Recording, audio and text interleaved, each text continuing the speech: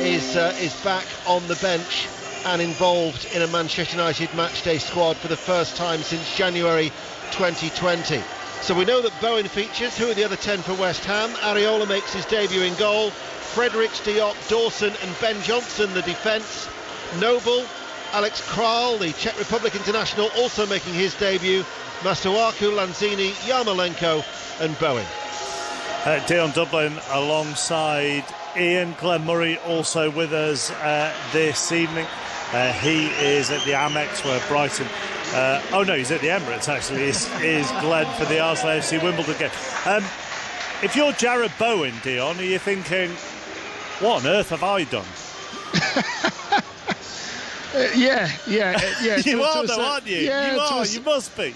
To a certain degree, because he's hardly done anything wrong. He's a good player. He always gives you everything. He's got goals in him as well.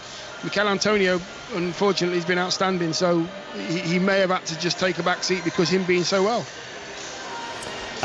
Andy's struggled with an injury, hasn't he? Oh, and he was suspended as well. Was Mikel Antonio? Think about it is though, once you're fit though, and you are Jared Bowen, you are actually teetering, thinking, hold it a minute, I'm okay now, I'm fit, get me in, and he still hasn't really had a run of games since being fit. So yeah, poor lad. It is tongue-in-cheek, Glenn, by saying it's Manchester United reserves against West Ham reserves. Will these players, and we probably say this every year, but will these players go into tonight's game thinking, right, we can get into the first 11 here? Well, I'm actually at the Emirates, not a Brighton chap. I know. I sent you to the wrong ground originally. Much closer to home. Well done, Glenn. Pick him up on everything, Glenn. I think it's an opportunity for all players this evening.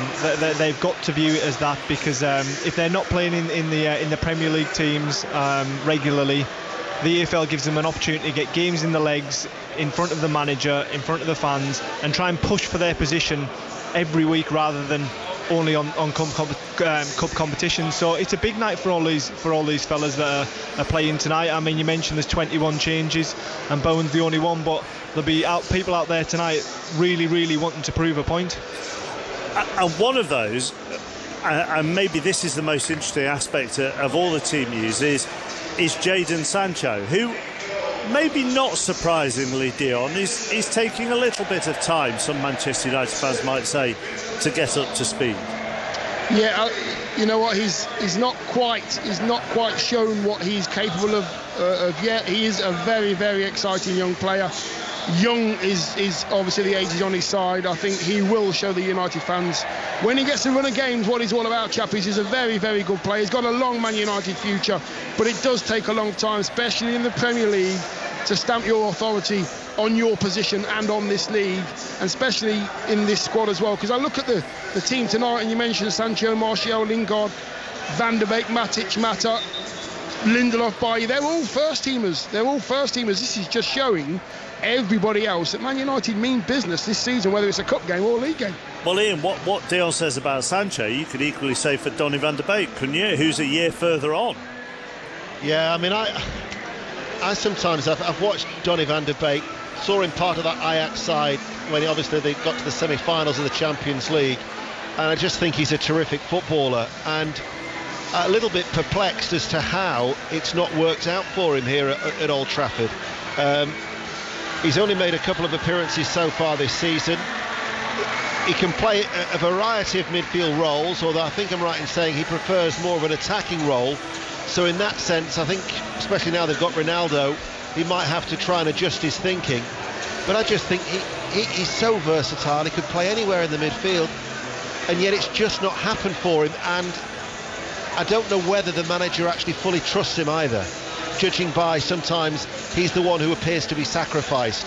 So this is certainly an opportunity for him to try and get his career back on track, because he's actually missing out now on the international stage, because Louis van Gaal didn't select him for the last set of internationals because he's not playing on a regular basis. Are any of these players that we're looking at here, Sancho and Martial and Lingard and Donny van der Beek especially, that you mentioned there, have they had a run of sort of, I don't know, 10, 12, 14 games? Because that's when you start to see that player settle in if you're having a couple of games and out and one game and then 15 minutes, Glenn will tell you the same thing.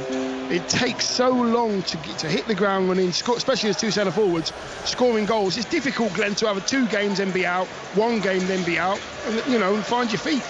It's really difficult, and I mean, we've seen Van der Beek come into Old Trafford for big money, and when you come in off the back of a transfer like that, you expect just to hit the ground running. The momentum's with you, you're excited, you're at a new club, and you expect to start games, and unfortunately it's just faltered from that point on.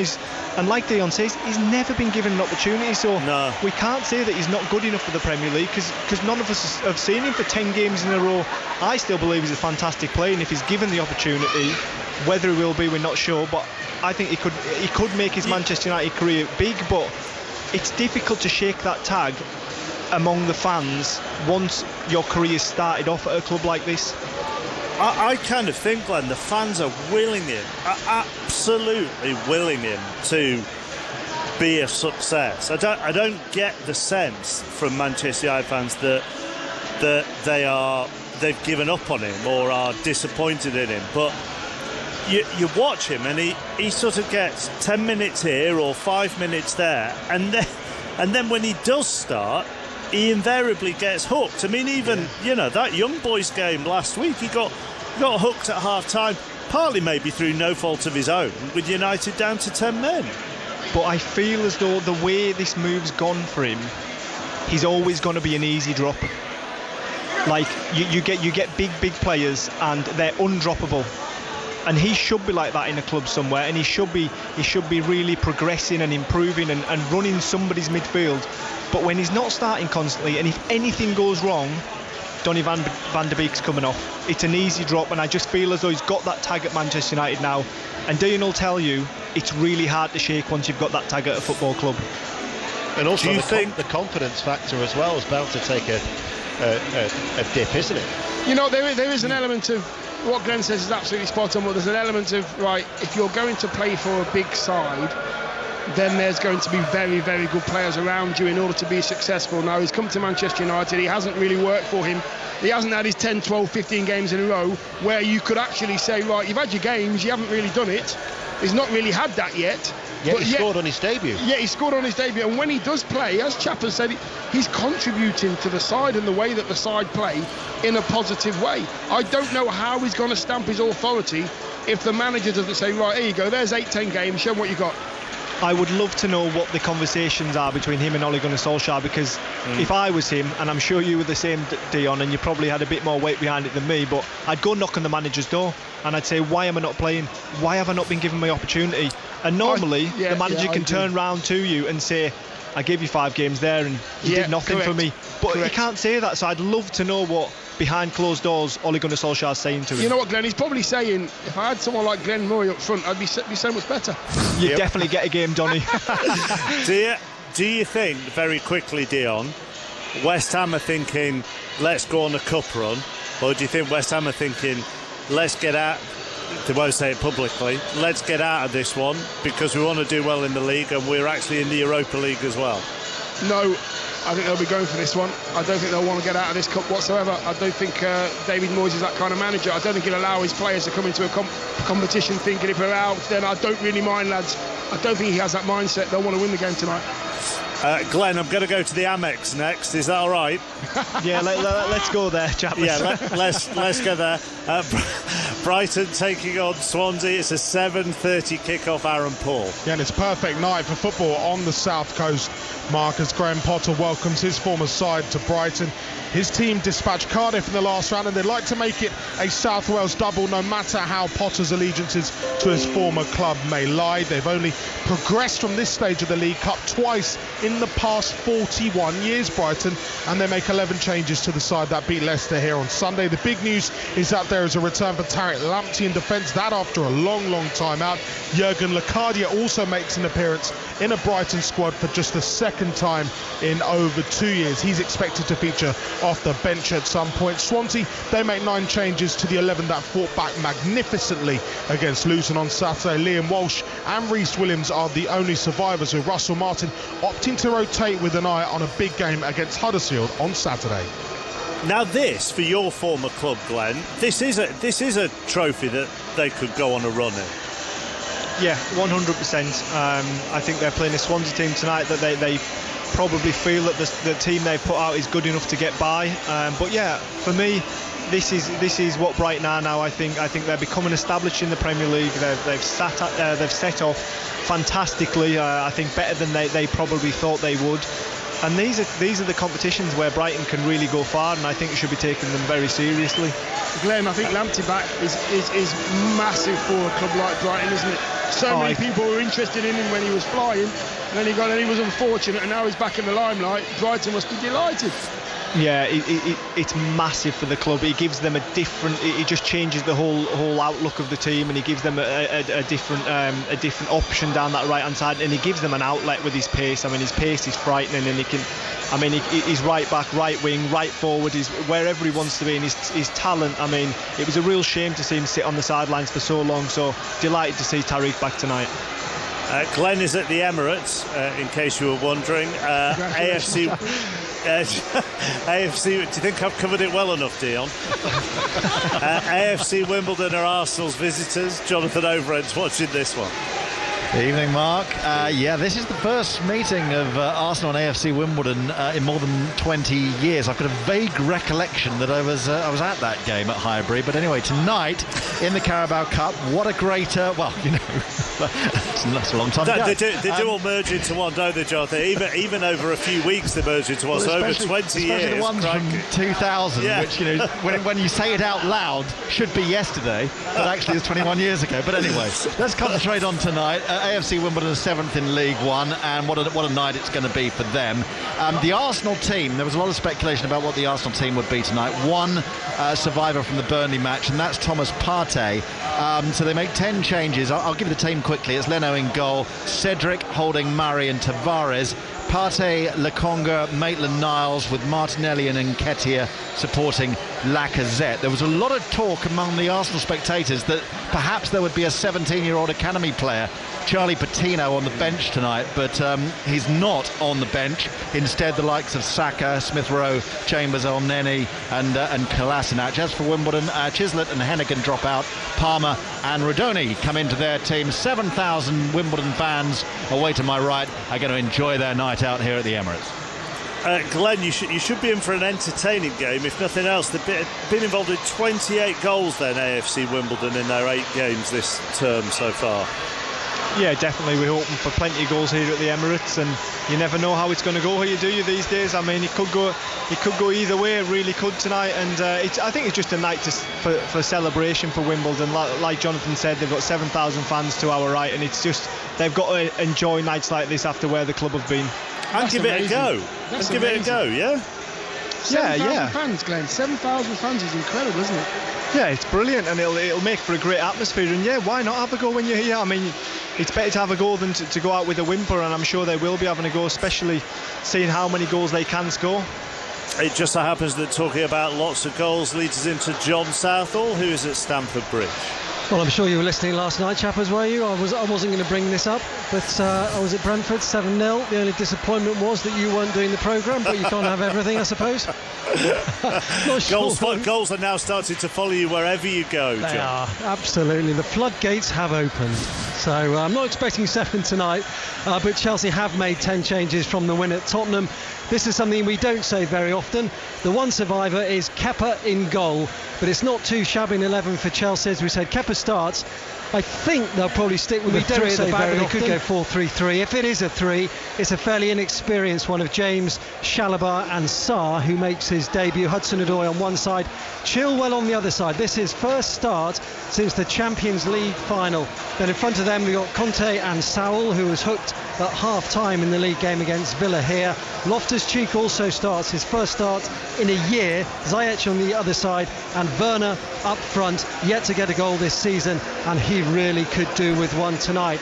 Villa have made 9 changes. Cameron Archer is rewarded for his hat-trick in the last round with another start tonight. Buendia's also back, and there's a rare appearance for Morgan Sanson, the Frenchman in midfield, his 4th start for the club. And I think that 3-0 defeat here for Villa, the one they suffered 11 days ago, didn't really reflect the game, and they might just eye up that Chelsea's inexperienced back 3. And of course Chelsea looking to maintain their unbeaten start to the season. Let's go to Molineux next. Tottenham and Wolves both wanting to recover from demoralising Premier League defeats at the weekend. Henry Moran at this one. Yes, hardly confidence-inspiring performances from either of his sides at the weekend. Wolves beaten here 2-0 by Brentford on Saturday, while Spurs were given a 3-0 walloping at home to Chelsea, their second such defeat in as many league games. So some potential cup respite here this evening. And can Spurs solve Nuno's problems? He's been speaking about them. They'll have to do so without Steven Bergwijn and Lucas Moura, who are injured. This is a strong side, though. 6 changes from Sunday, 3 of those in defence. Tanganga's back after suspension. Sanchez and Davis also in. Pierluigi Golini starts in goal, whilst Oliver Skipp and Brian Hill playing aside, captained by Harry Kane. Wolves, meanwhile, have lost 4 out of 5 in the league, yet to score in a competitive game here at Molineux under Bruno Lage. 9 changes from the Brentford game. There's a debut for Colombian defender Yerson Mosquera, whilst Wang Hee-chan starts for the first time. Willy Boly makes his first appearance for the season. On the bench, the likes of Cody, Jimenez and Traore. After the weekend, Dion, and we watched Tottenham-Chelsea together for match of the day too. After the weekend, I think more eyes will be on Harry Kane's positioning tonight than actually whether he scores or not. I don't understand where he is, where his head is. I don't know what he's thinking when he goes over the white line. Is he there in mind? He's there in body, but he doesn't seem to be playing like a Harry Kane that I'm excited to watch. He was, we did the analysis on Sunday night, and he was kind of deeper than 5 or 6 players picking up the ball off his 2 centre-halves. Harry Kane is possibly one of 2 best strikers in the world right now, and I think he touched the ball in the box twice all game. So I'm hoping to see Harry Kane get back to where he needs to be, in between the sticks. Don't be going anywhere else apart from goal-scoring positions, because if he does that, he's the best in the world, bar none. Is it a bit chicken and egg, Glenn? The ball's not coming to you if you're up front, so you go looking for it. But if you go looking for it, you're not up front to receive the ball from other teammates who are looking for you. I suppose you can say that, yeah, but I mean, primarily you want him to stay there, and the manager should be saying, get in the box. If we don't get the ball to you, that's our problem. We'll sort that end out. You just hold your position and just get on the end of things for us. I mean, we saw it work brilliantly last year with him and Son. I mean, he would drop deep, and he got a number of it. Well, he was the top assist in the Premier League, and it worked really well. But this season just doesn't seem to have started so well, obviously, with all the transfer news and things like that. I mean, you've got to ask him as a man, is he happy? He came out in the summer and said he wanted to leave. First time he's done that, he never got to leave. And this is always the problem when you keep a superstar like Harry Kane.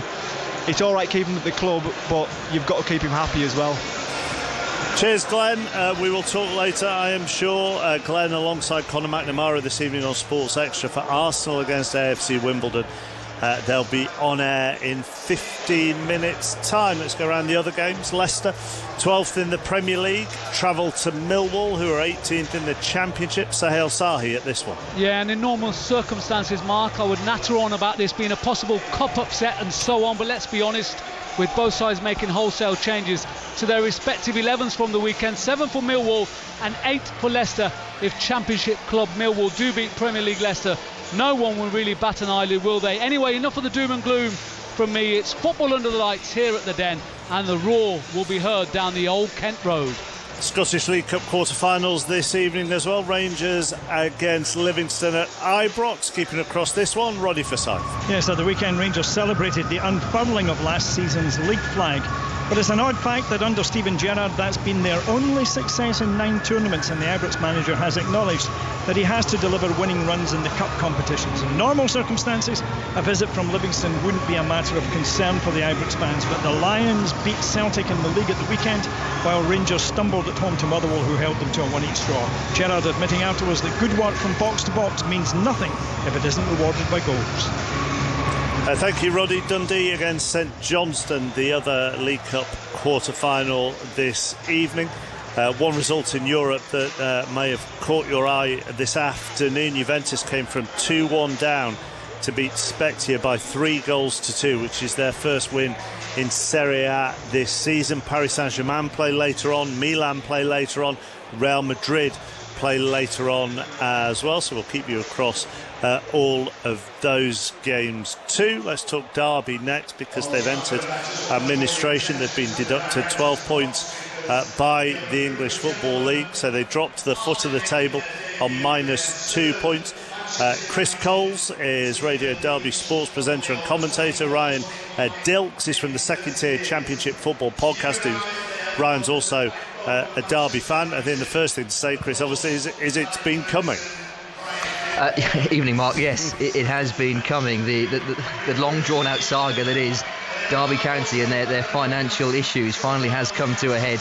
I say today, we heard about it on Friday. Derby County owner Mel Morris's intention to place the club into administration. Official confirmation today. A -12-point deduction automatically given to the Rams. But I think more importantly, Mark, is big questions about the future of the club now. The joint administrators are in. We'll hear from them tomorrow, a joint press conference. I think we'll get a much clearer picture of the financial situation at the club, because there are so many questions still to be answered.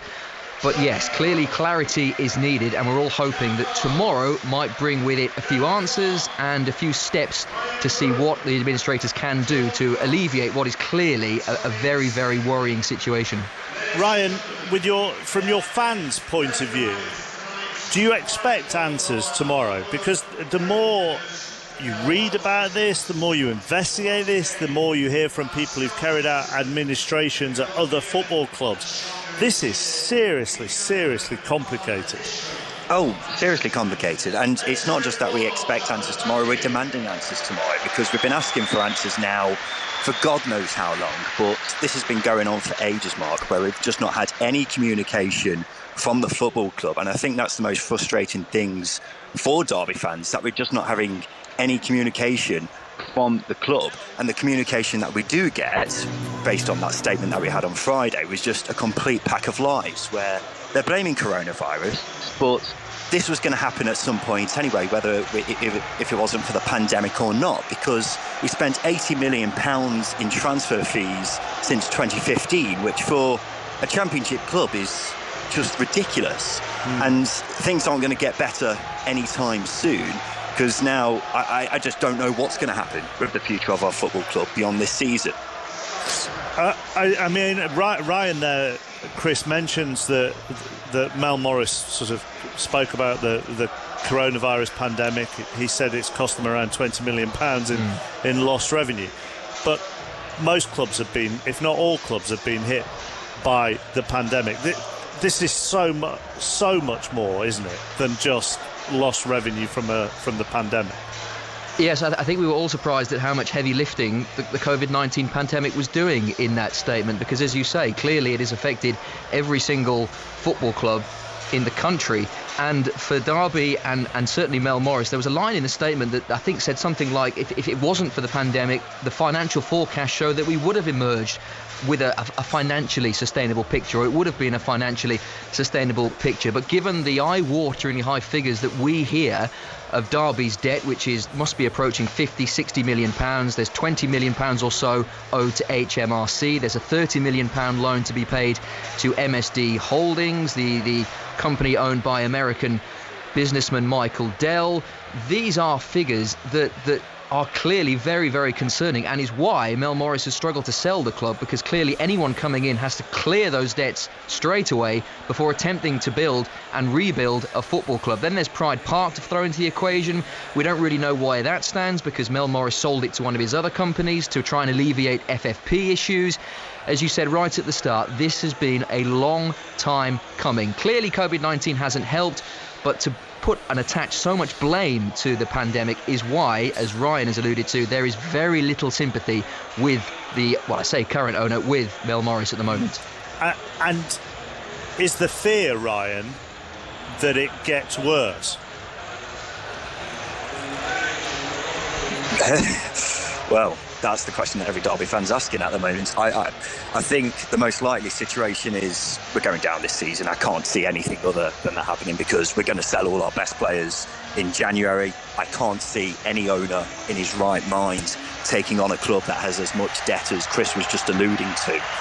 So unless the administrators, pull a worldie, then best hope for Derby fans, I think, is that we get relegated to League One next season. We manage to somehow find an owner next season who's willing to still settle a lot of debt, and then we have a crack at getting back promoted to the Championship. But I still can't see that happening, and I don't even dare think about what the worst case scenario is.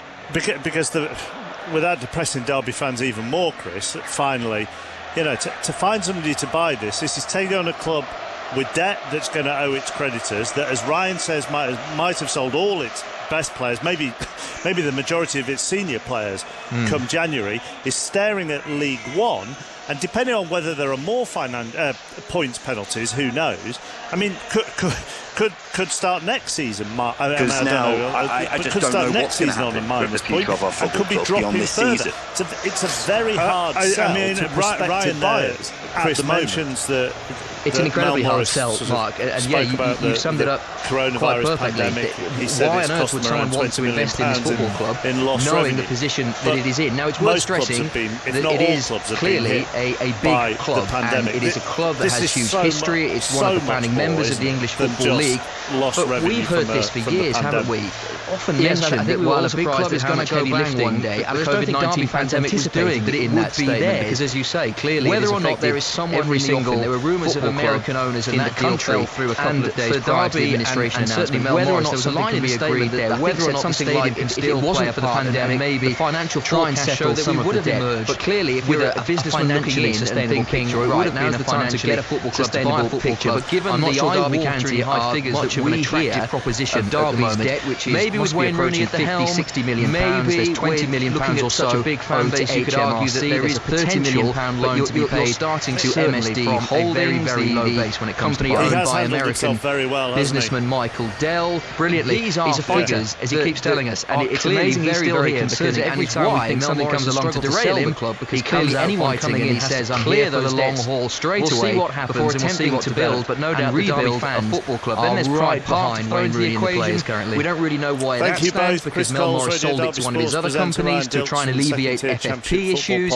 As you said right at the start, this has been a long time coming. Clearly COVID-19 hasn't helped, but to put and attach so much blame to the pandemic is why, as Ryan has alluded to, there is very little sympathy with the current owner, with Mel Morris at the moment. Face Manchester City in the Champions League on Tuesday. Is the fear, Ryan, 5 Live, that it gets worse? Refused to answer any questions in his latest Barcelona press conference. He read a short, pre-prepared statement. Fans asking at the moment. I think the most likely situation is we're going down this season. I can't see anything other than that happening, because we're going to sell all our best players in January. I can't see any owner in his right mind taking on a club that has as much debt as Chris was just alluding to. So unless the administrators pull a worldie, then best hope for Derby fans, I think, is that we get relegated. So I heard you earlier now, on driving. I just don't know what's going to happen with the future of our football club beyond this season. Today.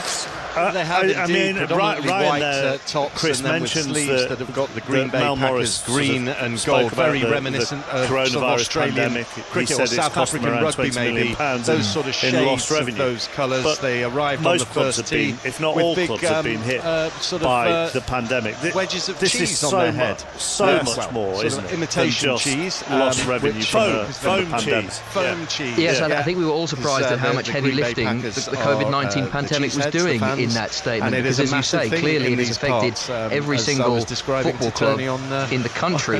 And for Derby and certainly Mel Morris, there was a line in the statement that I think said something like, if it wasn't for the pandemic, the financial forecast showed that we would have emerged with a financially sustainable picture. It would have been a financially sustainable picture. But given the eye-watering high figures that we hear of Derby's debt, which must be approaching 50-60 million pounds, there's 20 million pounds or so owed to HMRC, there's a 30 million pound loan to be paid to MSD Holdings, the company owned by American businessman Michael Dell.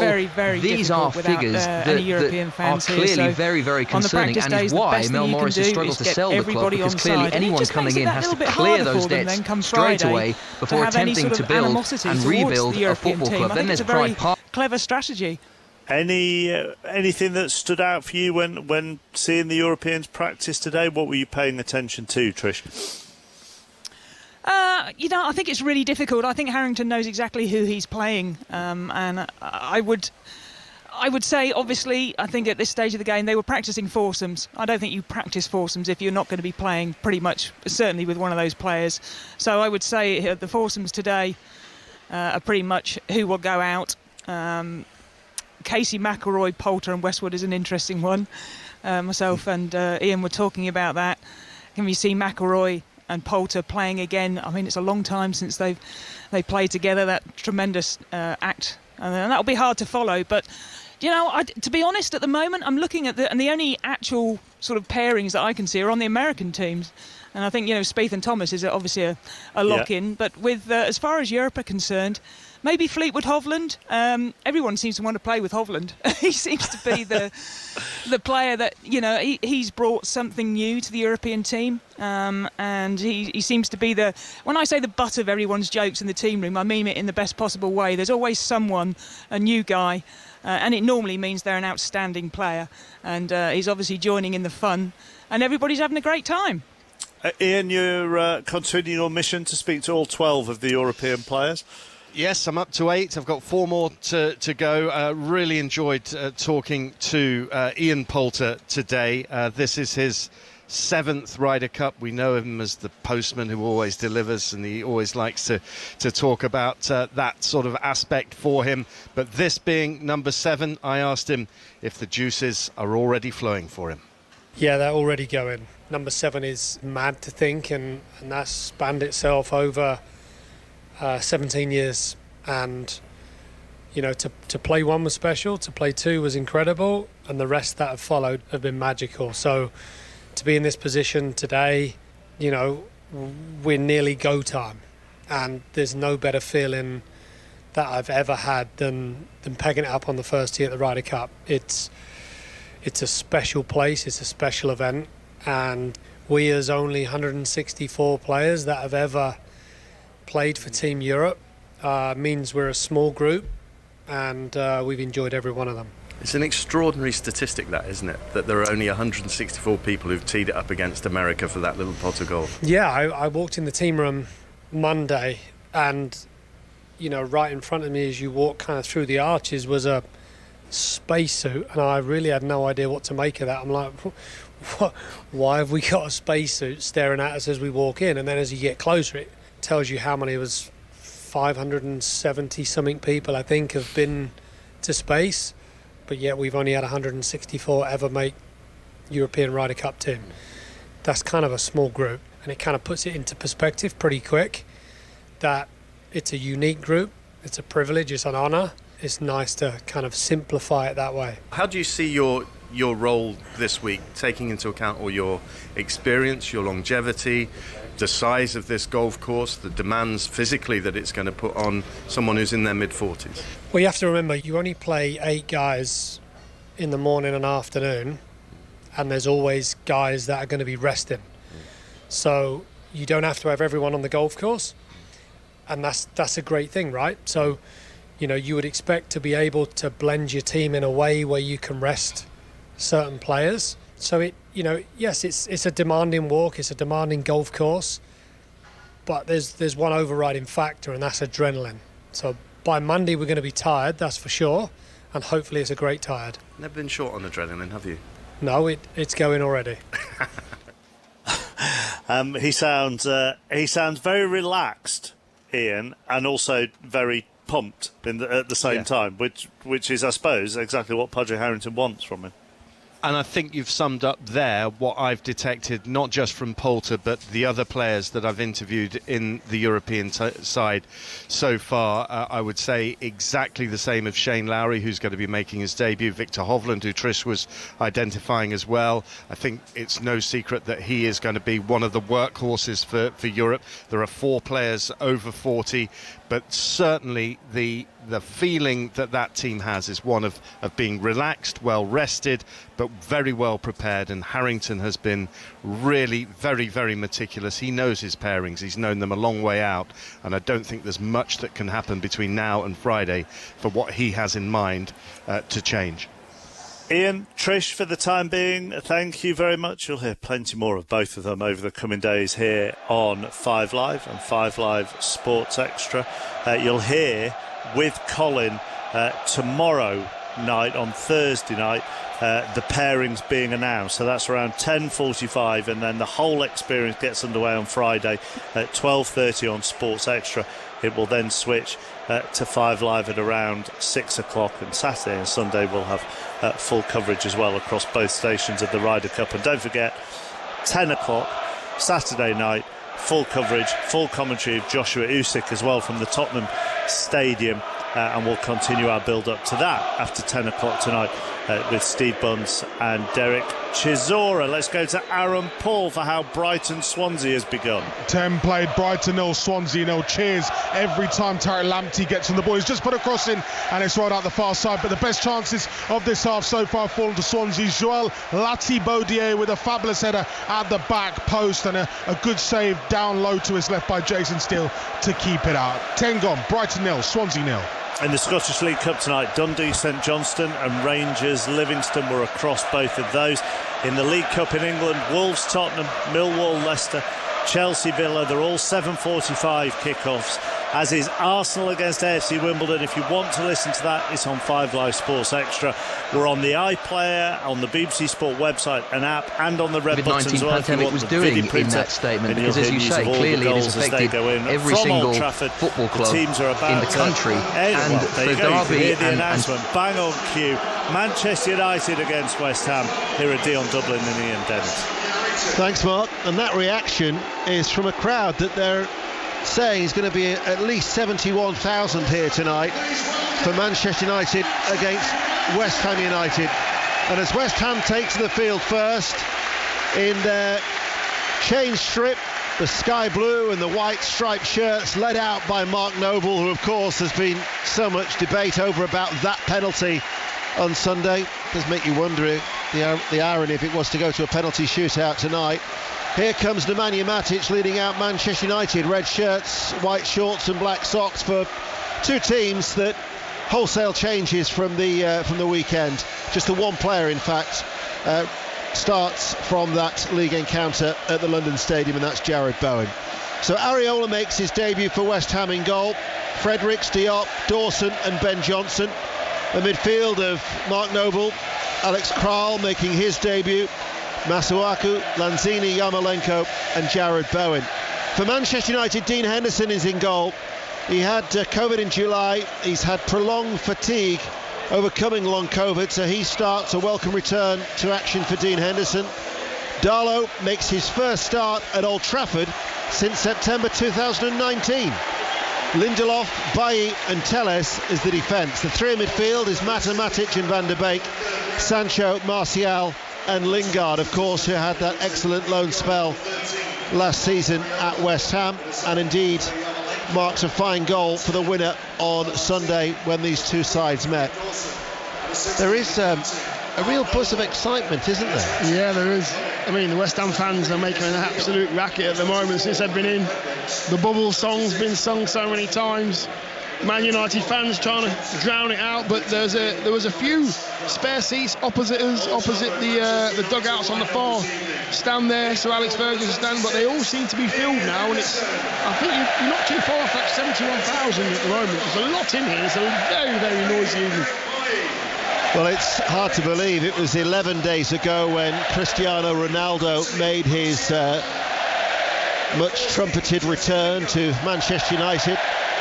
A lot has happened since then. And for Derby and certainly Mel Morris, there was a line in the statement that I think said something like, if it wasn't for the pandemic, the financial forecast showed that we would have on the emerged bench, and that is for Phil Jones, who did a terrific interview with Jonathan Northcroft in the Times recently about the difficulty that he's faced. It's his first time he's been involved in a matchday squad since January 2020 when he played against Tranmere, and how he's overcome a debilitating knee injury. And so for Phil Jones just to be amongst the substitutes, for him would be a real boost for his confidence, but so significant when you've come back from a bad injury, as you know yourself, Dion, to be involved. Yeah, it is. It takes a lot of time, and sometimes you get setbacks. And I'm glad that he's back. I'm glad he's on the bench. The players take the knee. The applause rings around Old Trafford as that gesture continues in the fight against all forms of discrimination, and West Ham United get us underway. Live on BBC Radio 5 Live. We're also live on 5 Live Final Score on the iPlayer, the Red Button and the BBC Sport app. And Manchester United, for the first of 4 successive home games over the course of 11 days in 3 competitions here at Old Trafford. Well, that's the and it's question summed up Derby fans in asking at the the moment. front page of their match programme, the most likely situation home ambitions, is we're going because down I'm this sure season. I that can't see anything other than that happening, because we're going to sell all our best players made, in he's January. got to deliver. I can't see and any yes, they've owner made a terrific start to the Premier League, but I'm sure he'd like to compete on all 4 fronts. And that's the reason why these sides have made as many changes. They're both in Europe next week, of course, West Ham as well as Manchester United. Yeah, absolutely. Both got good squads. West Ham have just got better and stronger. Good manager. Players now knowing exactly how the manager wants them to play. The Man United squad is incredibly strong now. I'm going to be watching Anthony Martial tonight. Gets a start, hasn't had a start all season, and I want to see him be a proper centre forward tonight, holding it up, getting himself into goal scoring positions.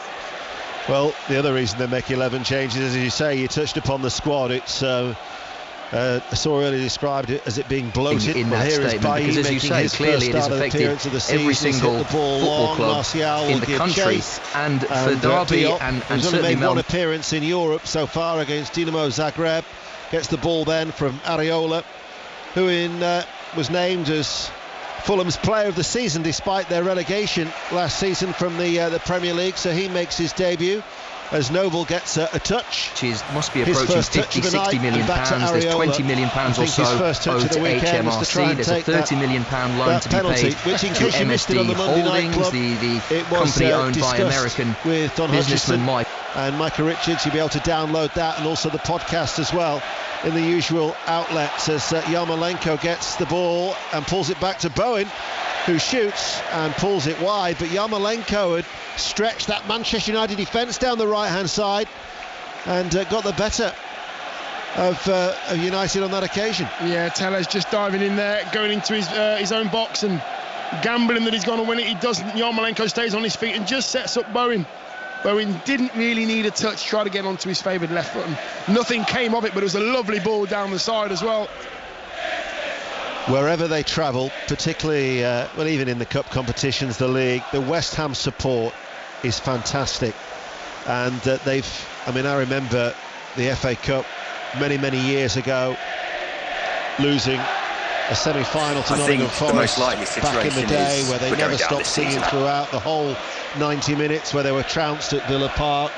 I've seen them take large numbers up to Sunderland in the days of Harry Redknapp for a lunchtime kick-off, and they've filled out their entire allocation tonight, West Ham, and they are as vocal as ever in the quadrant away towards our right-hand side.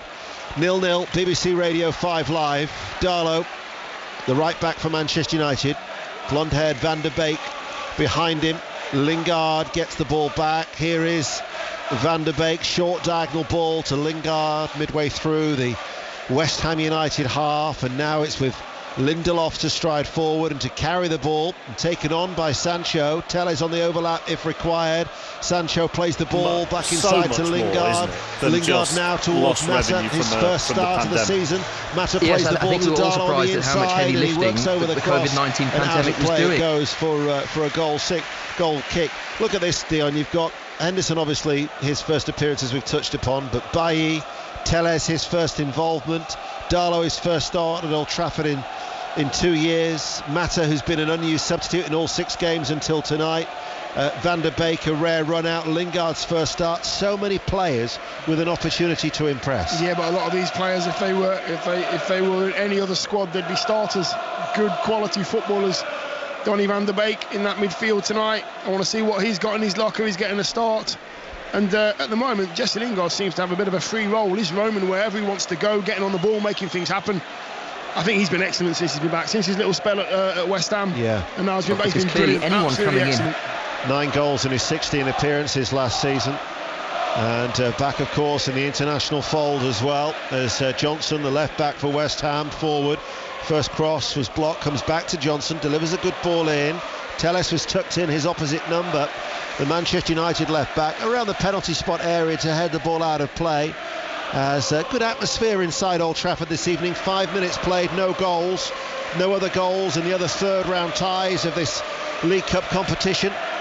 At Brighton, Arsenal, Chelsea, Millwall and Wolverhampton Wanderers. We've got reporters at every one of those venues. We've got Roddy Forsyth watching Rangers against Livingston, Dundee are also against St Johnstone in the Scottish League Cup. So we've got all the matches covered on BBC Radio 5 Live. Johnson sliding in, Van der Beek, last touch.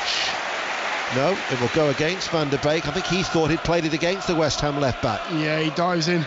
Johnson just trying to take him on the outside. Donny Van der Beek there just getting a tackle in. Thought it was his way, it wasn't. The referee got it right. Lanzini leaving it to Masuaku. Lanzini in on this left touch line, passes the ball back to Mark Noble. What was it? David De Gea's first penalty save in something like 41 attempts for that spot kick at the weekend. In lost first revenue. Penalty save but in about 5 most years. Clubs have been, if not all clubs Mark have been Noble, hit by the pandemic. I was actually reading, this is so had one of the best conversion rates. There was an article last year in Europe. Only Lewandowski actually had a better conversion rate last year. The prolific Polish striker. Statement, because as you say, clearly it has affected Kral, every single lets it run through to Lanzini, back with Kral, pulls it back, Yarmolenko on his left foot, scuffed it, Kral didn't, hit that one, deflected behind for a corner kick. He really caught hold of that. Yeah, he did. It just, West Ham have got players forward, they're really having to go. It's Bailly, I think, who takes the ball away from going in the back of the net. It might have been going wide, but it hit Bailly, goes out for a corner. But West Ham all throwing players forward, very positive. Corner kick for West Ham United. Businessman Michael Dell. It's Noble to take it. Comes out, Masuaku plays it on the volley. He was actually ironically being cheered by the Manchester United fans as he went across towards the left-hand side. And now his entire touches are being cheered by the Manchester United supporters. As Kral, the bushy-haired figure, the David Luiz look-alike. Noble inside, Bowen waits for it to settle, gets it out from underneath his feet, back towards Kral, and on the overlap he was looking towards Masuaku, but a little bit flat-footed, and it runs and peters out and out for a goal kick. 7.5 minutes played. Manchester United 0, West Ham United 0. To Molineux, Henry Moran. Still Wolves 0, Spurs 0, but really disappointing scenes for Wolves fans as debutant Yerson Mosquera, after just 5 minutes, pulled up with what looked to be a hamstring injury. He's being stretched off now to be replaced by Connor Cody, but far from the debut that he would have been dreaming of. It remains Wolves 0, Spurs 0. Yeah, that is a frustration. He's been an unused substitute in the last 2 games against Watford and Brentford, so he's had to bide his time, and then he gets his opportunity, and then lo and behold, a hamstring strikes. West Ham United are on the ball. Here is Kral playing it out towards that far side, the right for West Ham, and a burst forward, and looking for the cutback, comes to Lanzini, who tucks it in. And West Ham United lead in front of the Stretford end, and Lanzini right-footed finds the bottom left-hand corner. It's Manchester United 0, West Ham United 1. They have started very positive tonight. West Ham, they've had the ball, they've kept it well, they've gone down the right-hand side, created chances. They've gone down the left-hand side and created chances. This time it falls lovely for Lanzini, puts it in the far corner. Henderson covering the near post, Lanzini puts it in the far post. It's a really good, positive run down the right-hand side. I can't see that. It was Fredericks. Is that Fredericks down the right-hand side? Gets to the byline, level with the 6-yard box, and just cuts it back for Lanzini, who is unmarked. Goes past 3 Man United players down the right-hand side, cuts it back, and Lanzini's there. If there's one player you want with a tap-in, it's Lanzini. They've started great tonight, West Ham, very well. And it was an excellent finish from Lanzini. He just stroked it right-footed into the bottom left-hand corner. But you're right, they have started very, very well, but it was a surging run from Vetrix down the right-hand side, in between two Manchester United players. He only scored 1 goal last season, that absolute beauty against Tottenham, but he's opened his account for the season, and West Ham United lead. Where will we go next?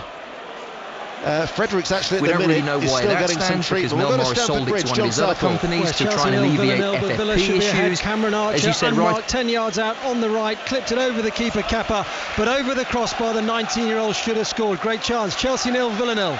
We talk about the surging run. He might have just tweaked a hamstring with that burst to the byline. Yeah, he done really well. You seen there was a little gap in between Tellez and Lindelof, and he took it, pushed the ball between it, burst the pace, gets there first, pulls it back. Lanzini's there. Very well worked goal. Well, it's just sprinted back on the pitch, and he seems okay. Manchester United are attacking, but we're going to go to the Emirates. There's a penalty. Jonathan Overend. Penalty to Arsenal. It'll be taken by captain on the night, Alexander Lacazette. Here he comes, right-footed, sends the keeper the wrong way, and it's Arsenal 1, AFC Wimbledon 0. Commentary of that game is on BBC Radio 5 Live Sports Extra. Here we are at Old Trafford, keeping up to date with the goals as they go in the third round of the League Cup. And of course a reminder that they go straight to penalties if they're level after 90 minutes, no extra time.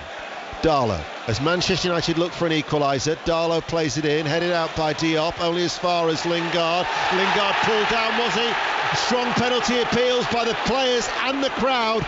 Jonathan Moss, the referee, unmoved.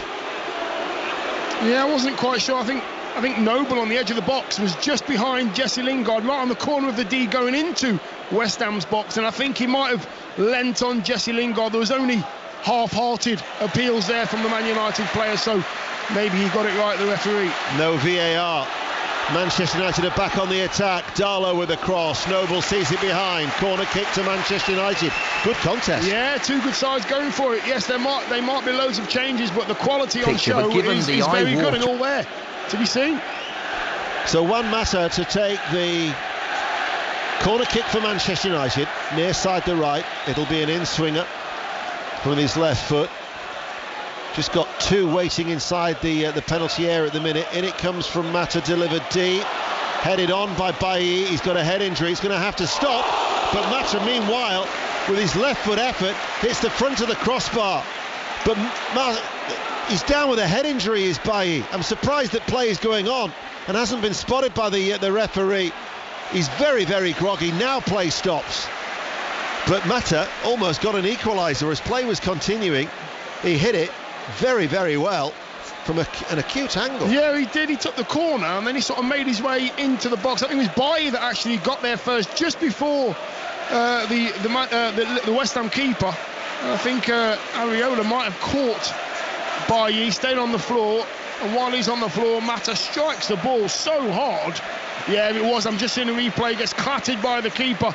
Mata, I think it's a save actually. Did he get a touch of that? Yeah, Areola, lovely save onto the bar, and averted all the problems that Man United were trying to create. Good save. It was. He really had to claw it out from underneath the crossbar. Otherwise, Mata may well have equalised. I'm sure he would have equalised for Manchester United. Here is Darlow once again. That's a good ball in. What a ball.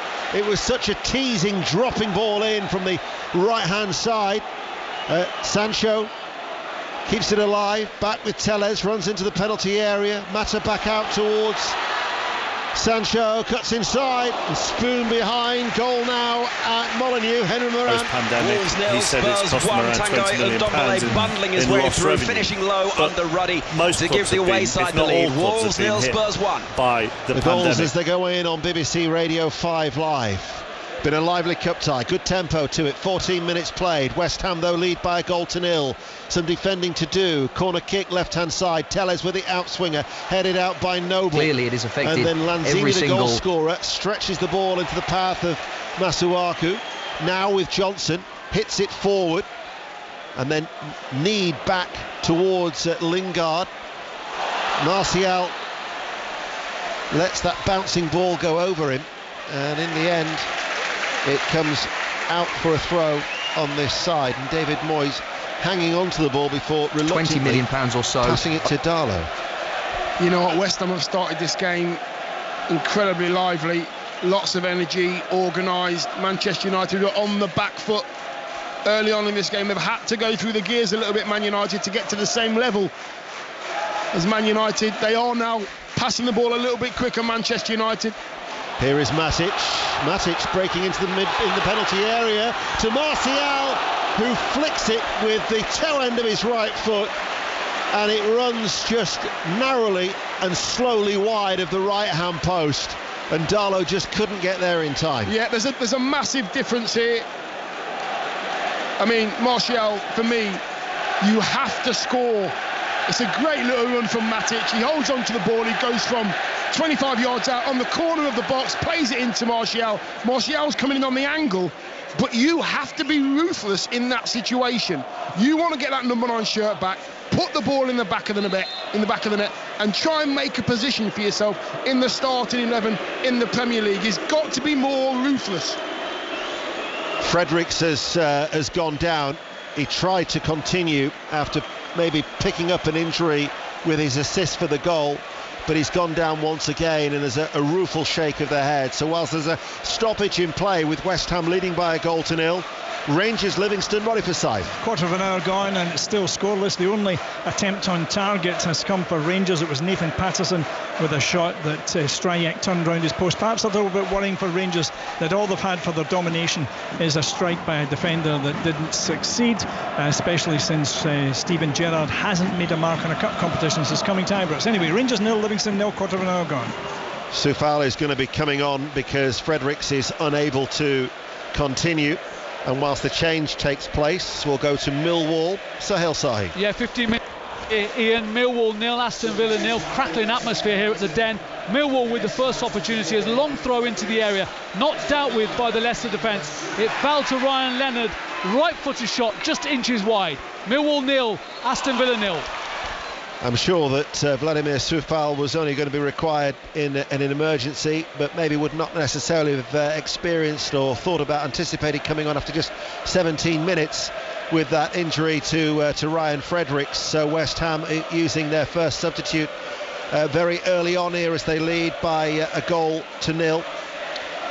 It's 1-0 to West Ham, 17 minutes played. Tottenham lead at Wolves by 1-0, and Arsenal are leading Wimbledon on 5 Live Sports Extra also by 1-0. Here is Martial for Manchester United, but the hunger of the West Ham midfield, led by Mark Noble, comes back, takes it away off his toes. So we'll go to Brighton next, and Aaron Paul. Brighton 0, Swansea City 0. Brighton with their first meaningful attack of the game. Taylor Richards with some brilliant harrying down the right-hand side, sent the ball into the middle. Jakub Moder with the ball just over the top, over the crossbar. As Ryan has alluded to, there is very little sympathy with the goal from current owner here with at Old Mel Trafford Morris for West Ham after 9 minutes means that Manchester United are that it gets yet to worse. keep a clean sheet in their last 8 games at Old Trafford since they played Granada in the Europa League last April. So when you've got Aston Villa and Villarreal and Everton to come in the next 3 successive matches, all to be played here, it's something that Solskjaer will be looking to try and change drastically, because you need to be tight. Yeah, and they haven't been tight at all. They need to be sharper, they need to move the ball quicker, and they need to get themselves back in this game very quickly, Manchester United. Back to Aaron, there's been a goal at the Amex. Brighton and Hove Albion 1, Swansea City 0. And there you go, you can hear it. Aaron Connolly has put the home side into the lead. A driving attack down the left-hand side. Connolly cut in, and the shot just deflected off of Brandon Cooper, the Swansea defender, and nestled into the back of the net. Brighton 1, Swansea 0.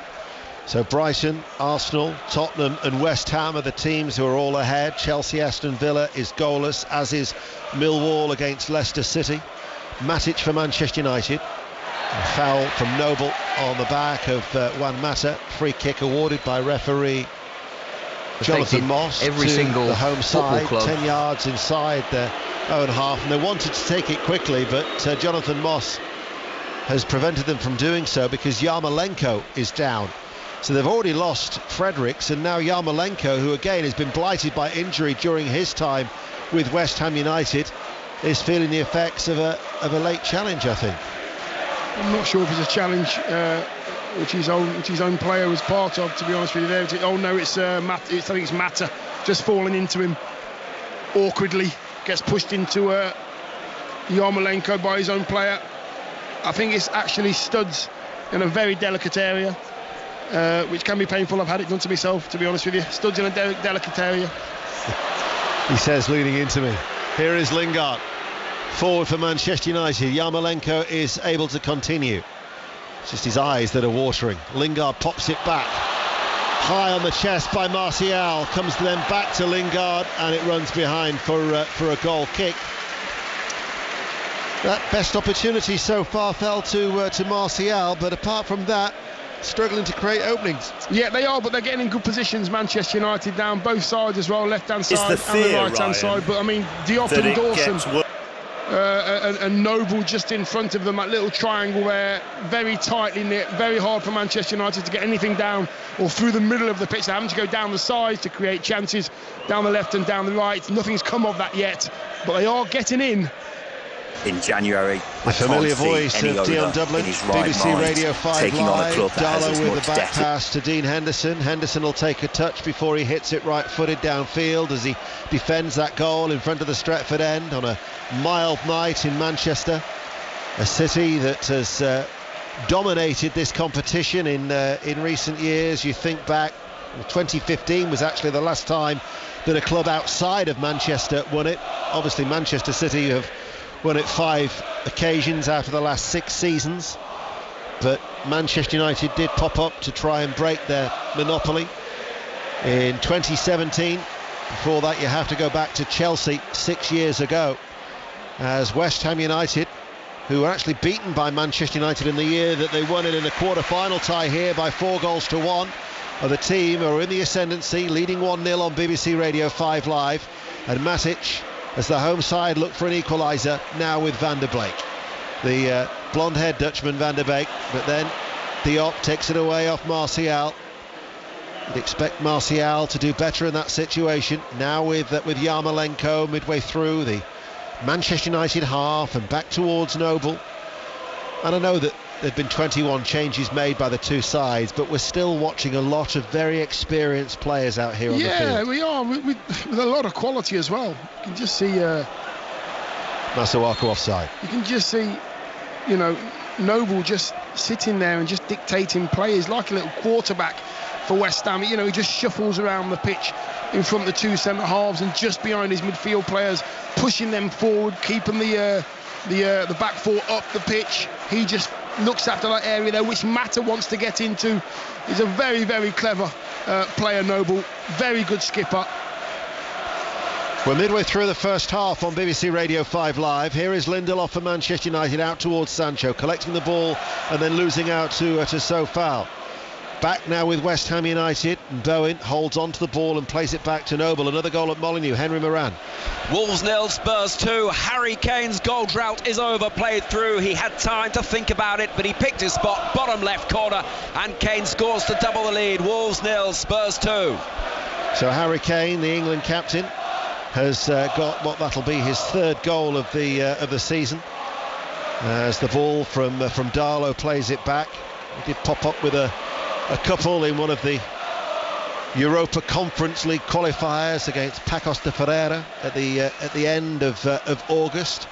Another goal at the Amex, Aaron Paul. And it's another goal for Brighton and Hove Albion. And it's another goal for Aaron Connolly, this time again down the left, cut inside on his right, past the defender once again and planted the ball in exactly the same corner as the first. It's another goal for Connolly. It is Brighton 2, Swansea 0. Martial for Manchester United, dropping back towards the halfway line. Darlow goes in the inside for Eric Bailly, now across to Lindelof, over the halfway line into the West Ham United half, trailing still by 1-0. And Sancho again coming deep, back with Matic. The ball played forward. Telles makes the run on the left-hand side. Infield now to Sancho, coming onto the ball, overran it into Dawson. Certainly, Mel Morris, there was a line in the statement Van der Beek's going to shoot from like, distance. if it wasn't for the pandemic, it was the financial wayward finishes will go to Stamford Bridge and John Southall. 2-0 Villa nil, not much between these two sides, as was the case in the league 11 days ago, in the first half at least. Cross from the right hand side for Chelsea, met by Saul. He guided his header wide. Chelsea nil, Villa nil. We'll stay in the capital. Jonathan Overends at Arsenal. Arsenal 1, AFC Wimbledon 0. That Lacazette penalty, which was earned, by the way, by Martinelli, who's hugging this right-hand touchline. So much pace. We know he wants to not be the forgotten man this season for Arsenal, and he's playing like that. He did so well with his pace to earn that spot kick. Arsenal dominating, they lead 1-0. Commentary continues on 5 Live Sports Extra. 25 minutes played. Telles. Can't recall Manchester United in open play getting around the back of West Ham so far this evening. No, not yet. They've had a lot of the ball, but they haven't really moved it quick enough for me, taking too many touches on the ball. By the time you take 2 and 3 touches as an individual, the whole of the West Ham side can shuffle across the pitch, and then you have to go back and go round again. So yeah, they need to move the ball quicker in order to get into that final third. Well, they have done at the minute. They've moved around the front three. Martial has gone to the left, and Sancho's come central, and Lingard out to the right as it stands, unless that was just as that attack. Maybe Martial is now moving back into a central area, but hasn't really troubled the West Ham United defence. He had that one opportunity with a little flick with the outside of the right boot that trickled wide, but West Ham haven't really been stretched. No, I think that's the frustrating thing for the Man United fans. They see flashes of Martial when he comes on, and the skill and the pace, and he's just got everything in the locker. But when it comes to that final ruthless streak, you just got to put your laces through it, put the ball in the net. It's got to be the be-all and end-all. Van der Beek wins the ball back for Manchester United, feeds it to Lingard. Van der Beek now on the overlap. Lingard chips the ball out towards the far post. Sancho will get there before Soufal does well to keep the ball in play. Telles inside, Lingard wants it. So much 25 yards out from goal. Ariola makes the save. Hit it through, right-footed. Yes, I think we were all surprised at how much heavy lifting the COVID-19 pandemic was doing in that Ariola state. made the save towards his right. Yes, Telles wants to cross that from the left-hand side. He looks up, and the only player in there is Martial. So he has to come out again to Lingard, who's on fire, and he is striking from 25 yards on the angle, hitting the target, forcing another save. Areola, who clawed one onto the crossbar earlier from Mata, tested once more. Another corner kick. Telles from the left-hand side, headed out by Noble. Mata plays the ball back out towards the left. Lingard to Telles. First time cross into the penalty area. Bailly challenged by Johnson, and his header drops behind and out for a goal kick, and West Ham still lead by 1-0. 27 minutes played, Dion. Yeah, you know what? It's quite an even game, this one. Both sides trying to do it the right way. West Ham early on came out the blocks incredibly sharp, really positive, very organised, and Man United have just come back into the game. I still believe that there's more from Manchester United. If you could put these teams in gears, I think West Ham are in 4th and Man United are in 3rd. Manchester United heading the ball forward. Matic, well, they have scored at least one in their last 11 games at Old Trafford. Real Sociedad were the last team to stop them from scoring back in February. Here is Martial, drags it back to Lingard. Challenge from Noble, caught Lingard, might get a yellow card for that as well. It was a genuine attempt, I would say, from Noble to play the ball, but it just was taken away from him, and he just caught Lingard a fraction, so it's going to be a yellow card for the West Ham captain.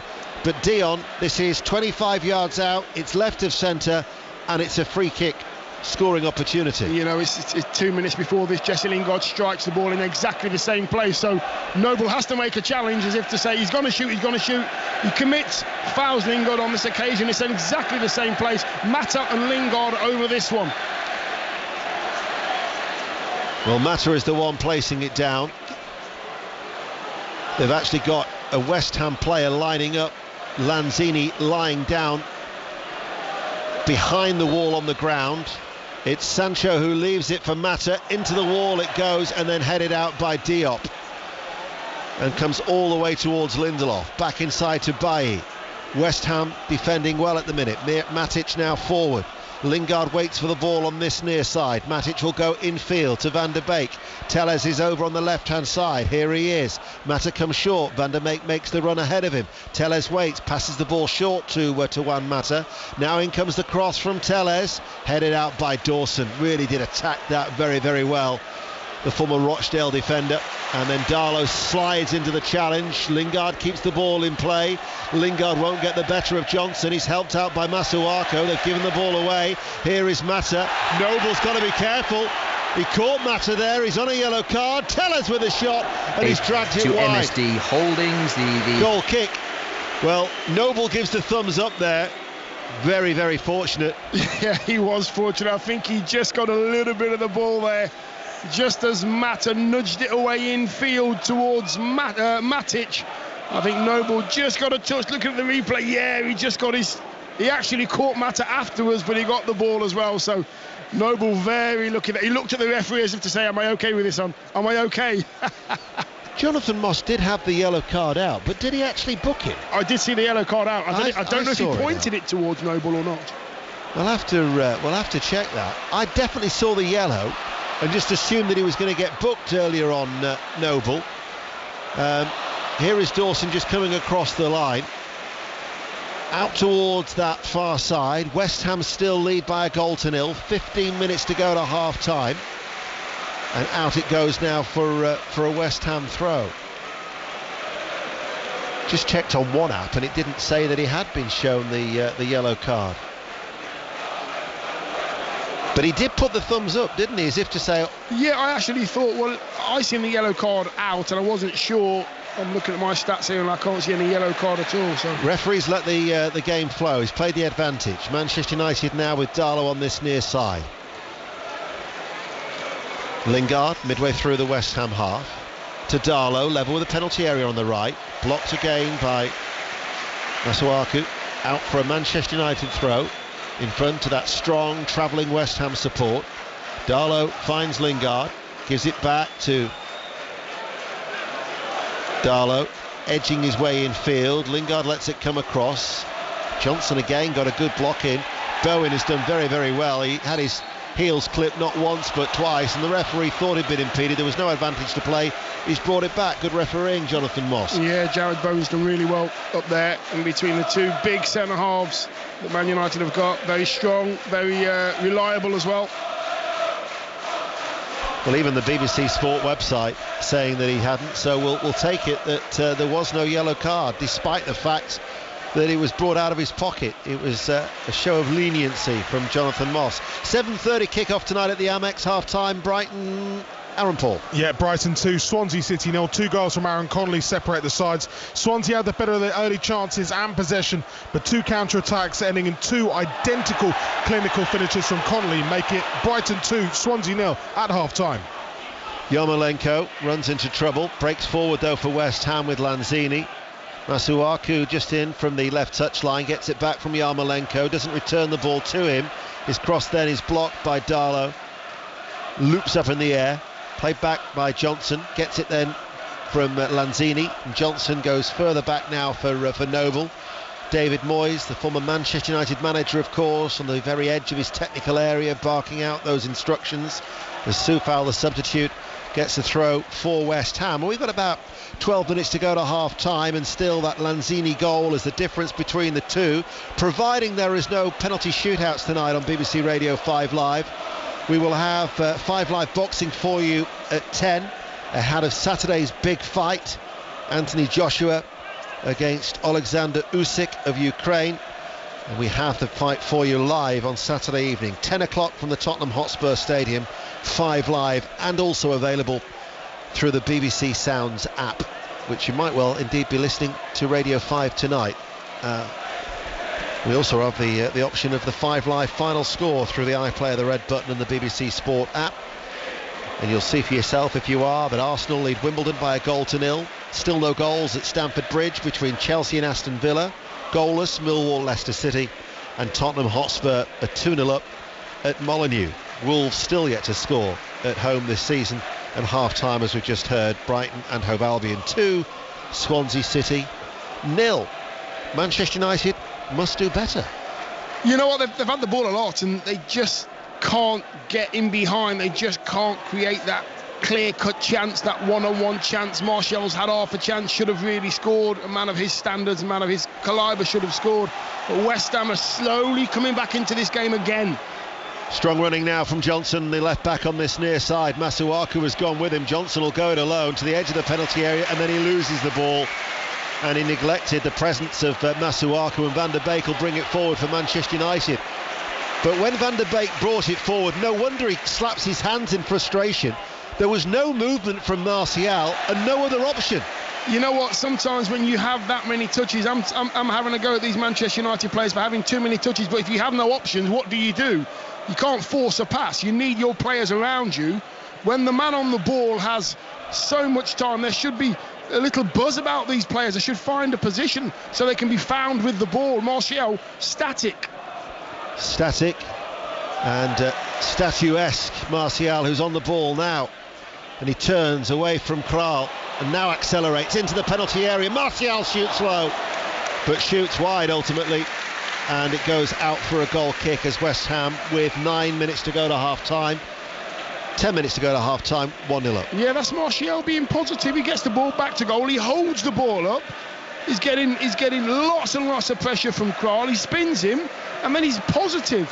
Takes on players, takes on Diop, takes on Dawson, gets a half chance, but he's created that himself.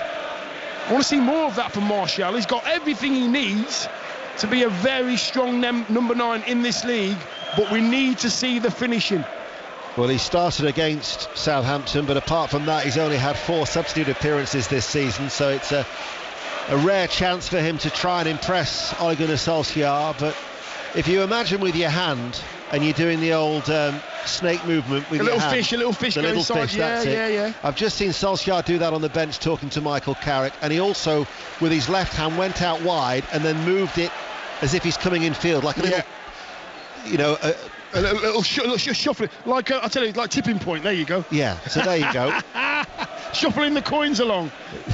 Along. But he's that was a clear sign that he's wanting, whether the dart from Martial or the movement from Sancho, he's not getting that from his front players. He's not getting anybody close to Martial. I think Martial's isolated at the moment. He wants his midfield players to get closer up the pitch. He wants his back 4, back 3 to get further up the pitch. The pitch is too big. The pitch is far too big at the moment.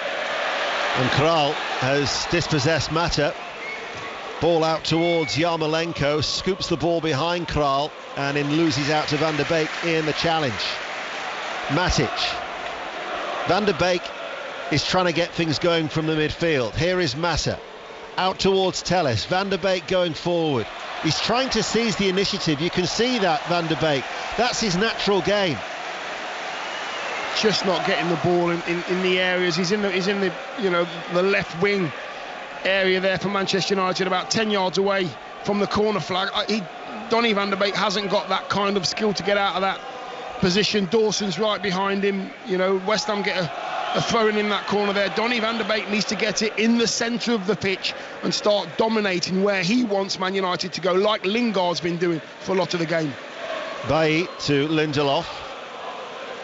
Matic forward ball. Mata takes it on the half turn. Now to Sancho left hand side. Sancho finds Martial. The return ball he couldn't find, but it did come back to Martial. Telles to Mata.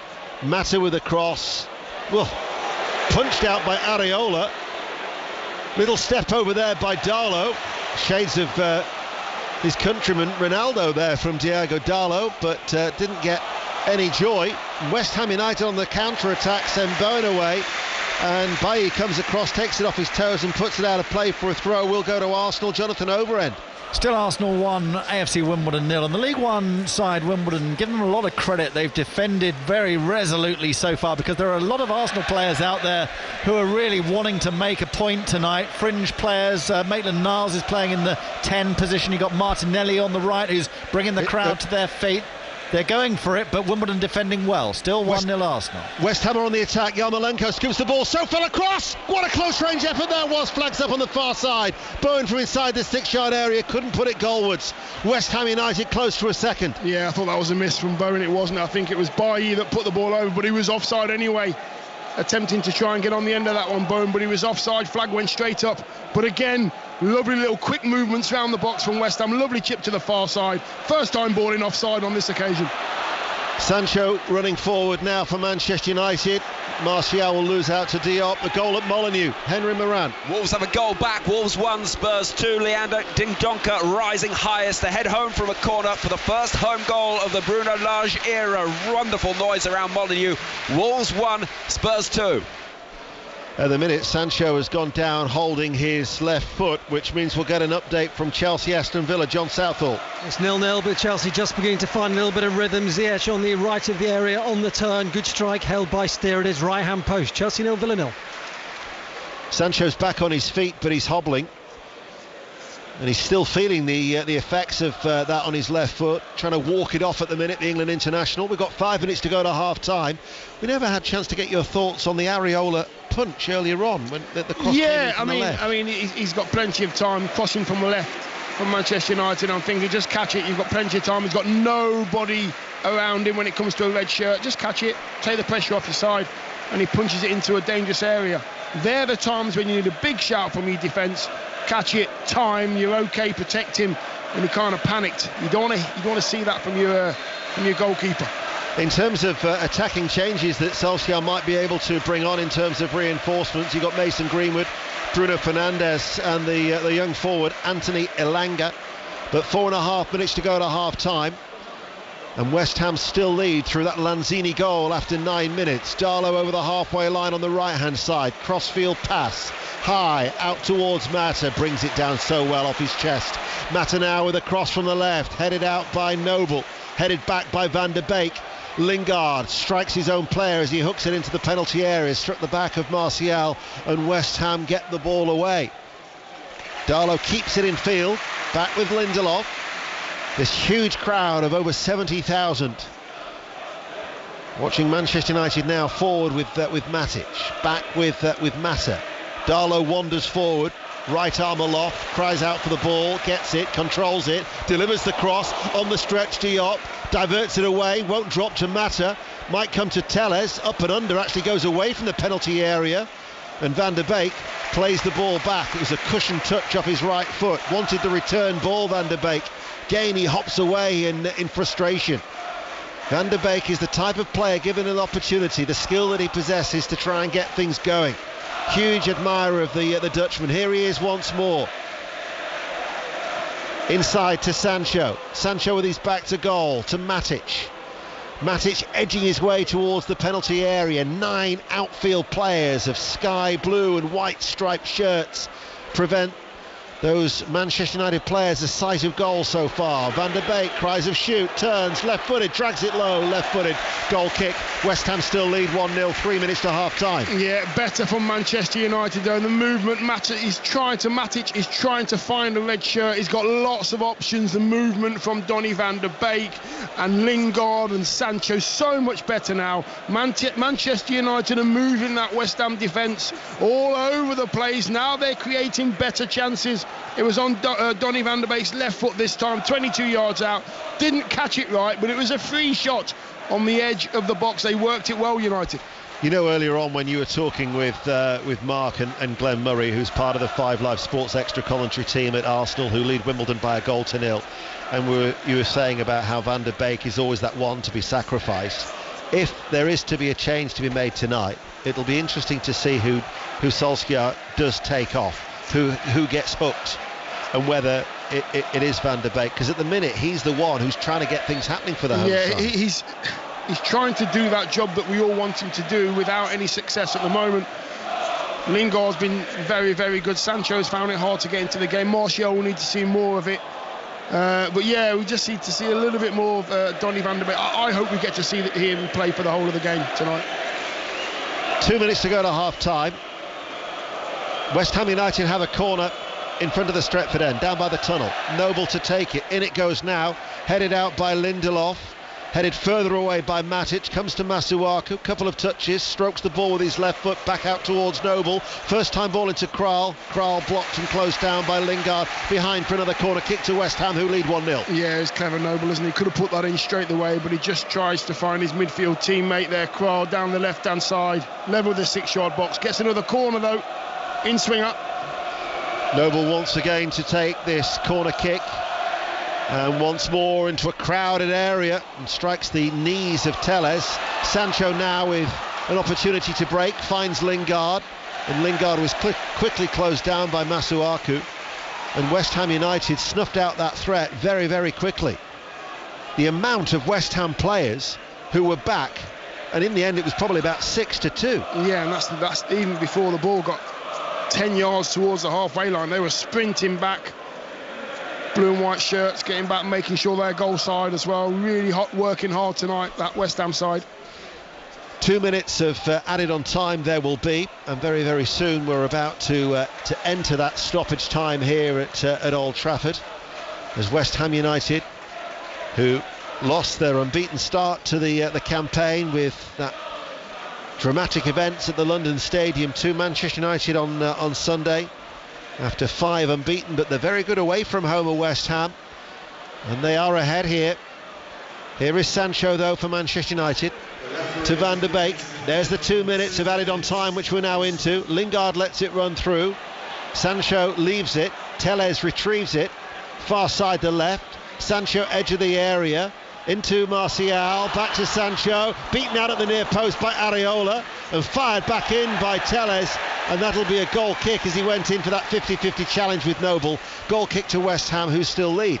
Yeah, good play again from United. It's just that final part of their game they just can't get it right. Martial again being a little bit more secure. Nice little 1-2 with Sancho down the left hand side. It is better, getting to the byline a lot more, Manchester United, but there's so many West Ham shirts back there. It's got to take something special. I'm glad that you said that you did see the yellow card earlier on, because my eyes can play tricks on me. I mean, I've known that for a long time. Your eyes have been dodgy for many years. Yeah, I know. Let me tell you. It's hard to believe I'm still in my 40s too. Is that your waist? Is that your waist? Tell that to John Murray the next time you see him. But the yellow card was brought out by Jonathan Moss, but we've had clarification that Noble wasn't booked in the 28th minute. Okay, that's cool. So I'm just going to cross that out, because I actually had put that down on my team sheet as the move breaks down for Manchester United, and it'll be a throw to West Ham. The question is, why did he have his yellow card out then? That is the question. It is. He must have just had a change of heart. Maybe. Yeah. I thought you were going to say, why are you still in your 40s then? Yes, well, I know you too well. West Ham, I think it was only 2 years ago the Times reported me as being 44. I'll gladly take that. Here is Darlow back to Bailly. In stoppage time then at Old Trafford, and West Ham lead through Lanzini's well taken goal. Lingard inside to Mata. Mata leaves it now to Van der Beek, just in from the right touchline, back to Mata with his back to goal, takes it into his feet, runs away from Noble. Left-footed ball to Telles, strikes the chest, and then that move breaks down and the referee blows his half-time whistle. Well, Areola has been tested. He clawed an effort from Mata onto the crossbar and he beat out a Lingard 25-yard shot, but that's really been about it from Manchester United, who've been playing by and large in front of the West Ham defence, and they protected Areola in that sense well, and they've also protected the lead that was given to them from Lanzini after 9 minutes. Half-time here at Old Trafford. It's West Ham United who lead 1-0. Dion. Yeah, I just think that West Ham have they've managed the game better. Noble as captain has managed his team very well over the line at half-time, in front. Away at Manchester United is a really difficult thing to do. Man United have created some half chances.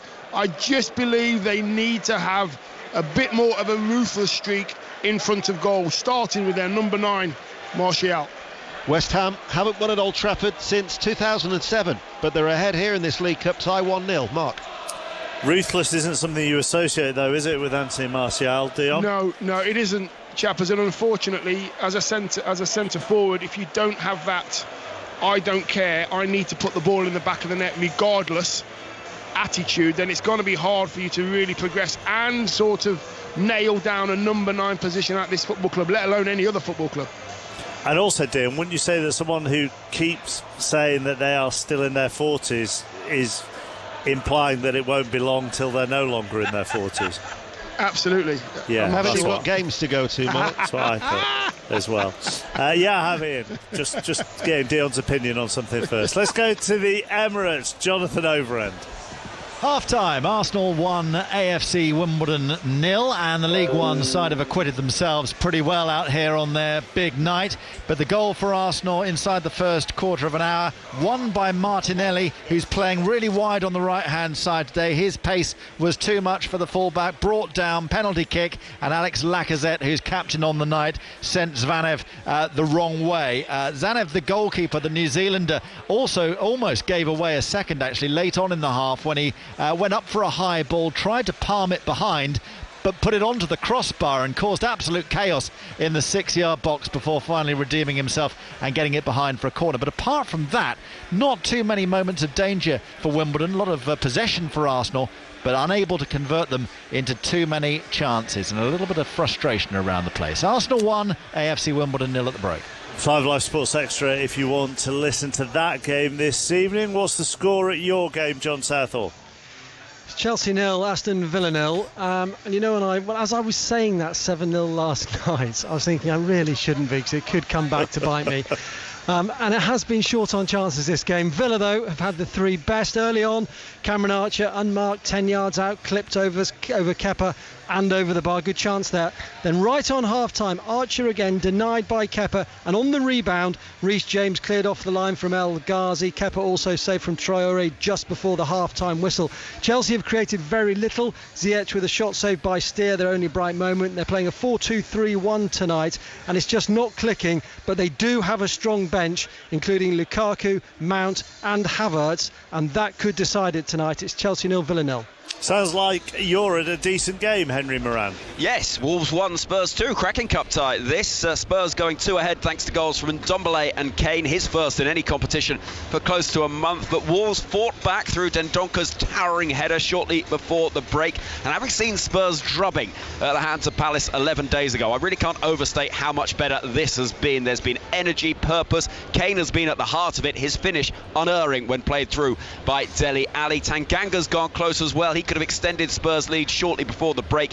Hee-Chan Hwang could easily have equalised for Wolves just before half-time. Surely more goals to come in this one. Wolves 1, Spurs 2. To the den next, Sahel Sahi. Yeah, half-time here, Mark. Millwall 0, Leicester 0. Lots of huff and puff from both teams, but a lack of quality at present, especially in the penalty boxes. Millwall with the efforts on target, 1 inches wide, and the other blocked by a packed Leicester penalty area. Leicester, they're hogging possession, but very slow and deliberate in their build-up, something I'm sure Brendan Rodgers will want to see improvement with. Half-time, Millwall 0, Leicester City 0. Second half is underway at the Amex, and Brighton lead Swansea by 2-0 into the Scottish League Cup. Roddy Forsyth. Rangers 0, Livingston 0. Rangers concerned that they have not won any cup competition under Steven Gerrard in his time at Ibrox, and at the moment they're toiling quite badly on a rainy evening at Ibrox. They're 1 shot on target in the entire half, and that fell to Nathan Patterson, the Rangers right back, who forced Stryjek into parrying for a corner kick. That apart, there's been very little menace at all. Livingston will feel that their game plan is working. Remember, they beat Celtic last Saturday, and they're aiming for an Old Firm double tonight. Who's to say they can't do it? Thank you, Roddy. Dundee 0, St Johnstone 0 in the other League Cup quarter-final that's being played this evening. 8:38. This is BBC Radio 5 Live. Time for the latest news. Listen on BBC Sounds. This is BBC Radio 5 Live. With the 5 Live News, I'm Tim Steer. Another 2 energy firms, Avro and Green, have gone bust as a result of the spike in wholesale gas prices. This takes the total number of customers who've seen their energy supplier go out of business this month to around 1.5 million. The regulator Ofgem is moving people to new providers.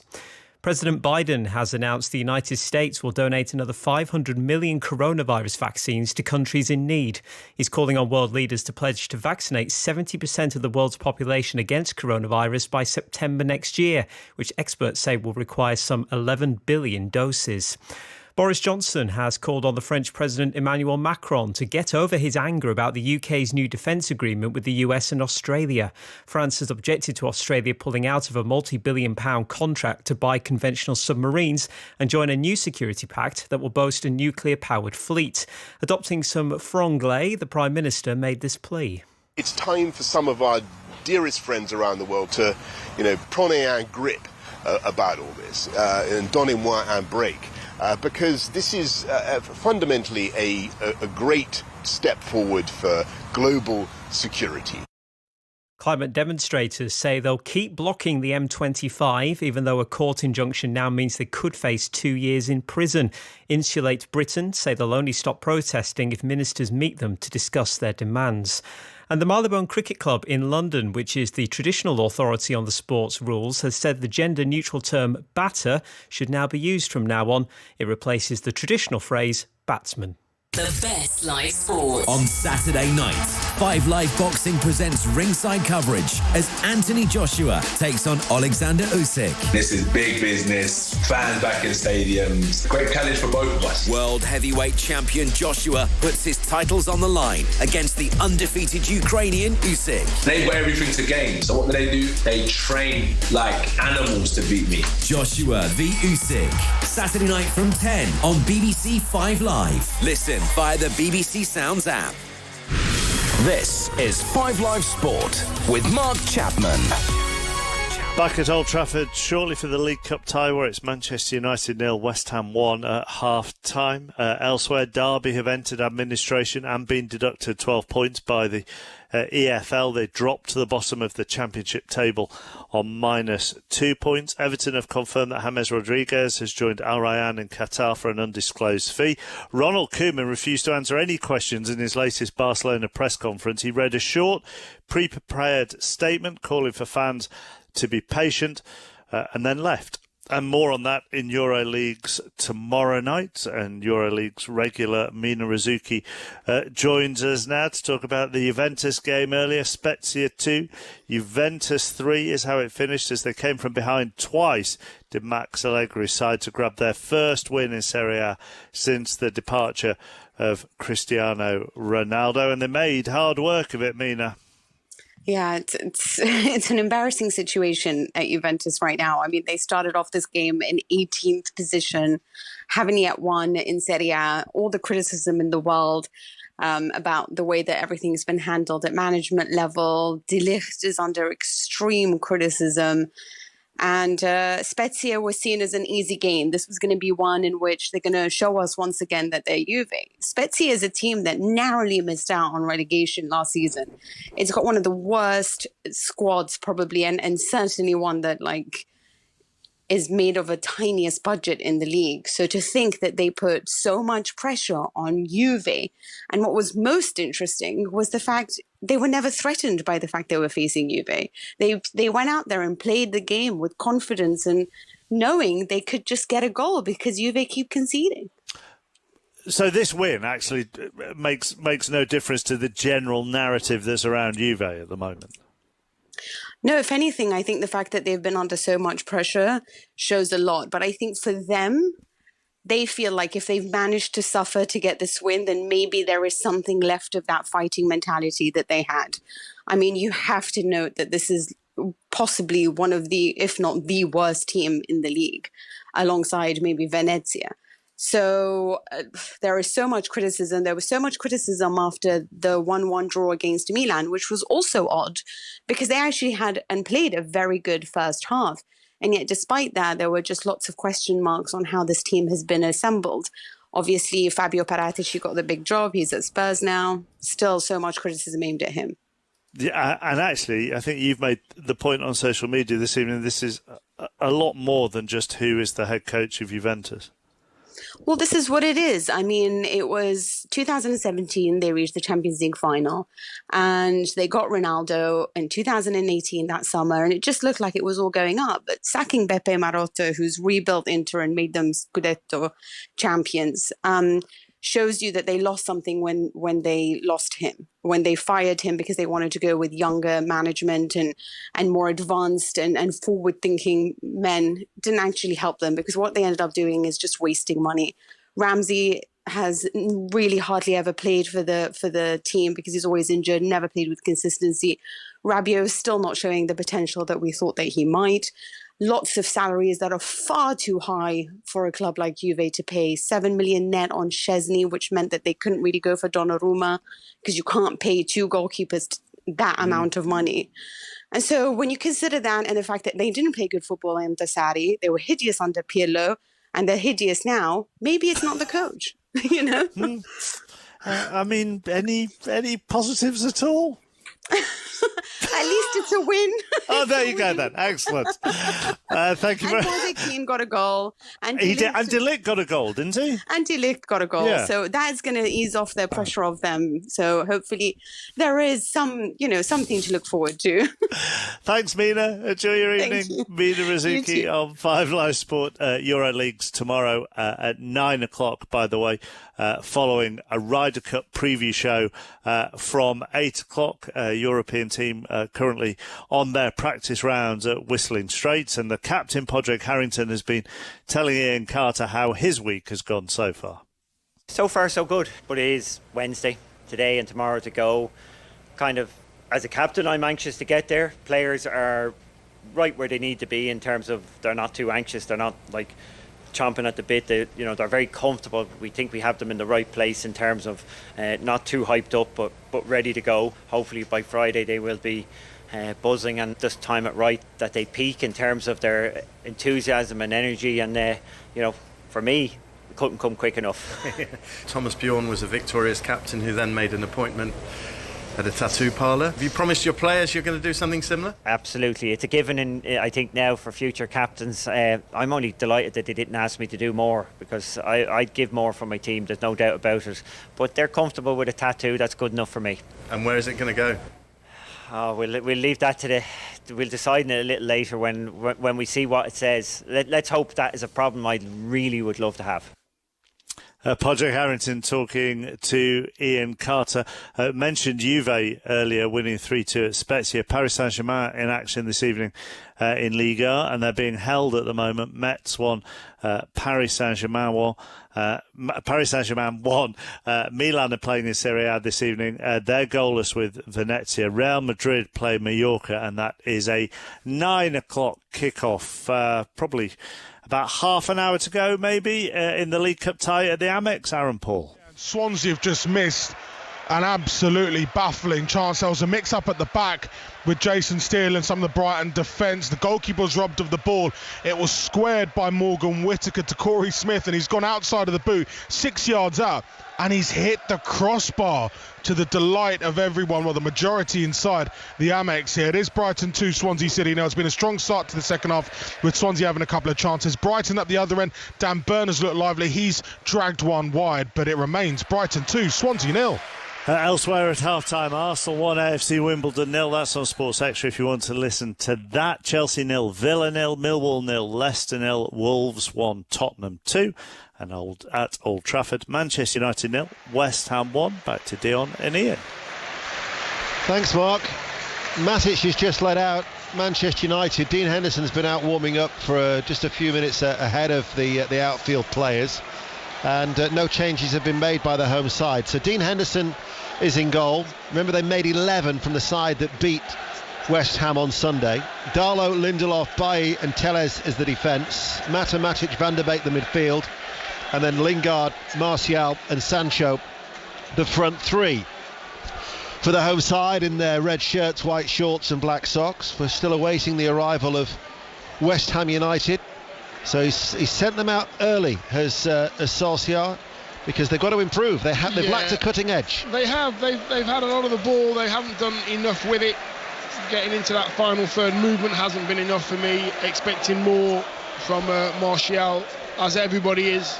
We know how good he is or how good he can be, but he's got to do it more often. Matic is trying to rally the troops now. West Ham are still not out. The referee's out. Man United are out. Linesmen are out. No West Ham at the moment. Man United must have had a few words said to him at half-time. Areola did make a couple of saves, but for the possession that they had, didn't really work Areola enough in terms of creating clear-cut opportunities. Yeah, it's a hard one for United, because they get into those wide areas. They see Martial is being marked by two absolute giants, Diop and Dawson. They're not going to cross it. You know, you've got Sancho, you've got Lingard, Martial. They're not big figures that are going to really trouble this this West Ham defence when the ball's in the air, so they have to find another way. Well, they're out now, led by Mark Noble.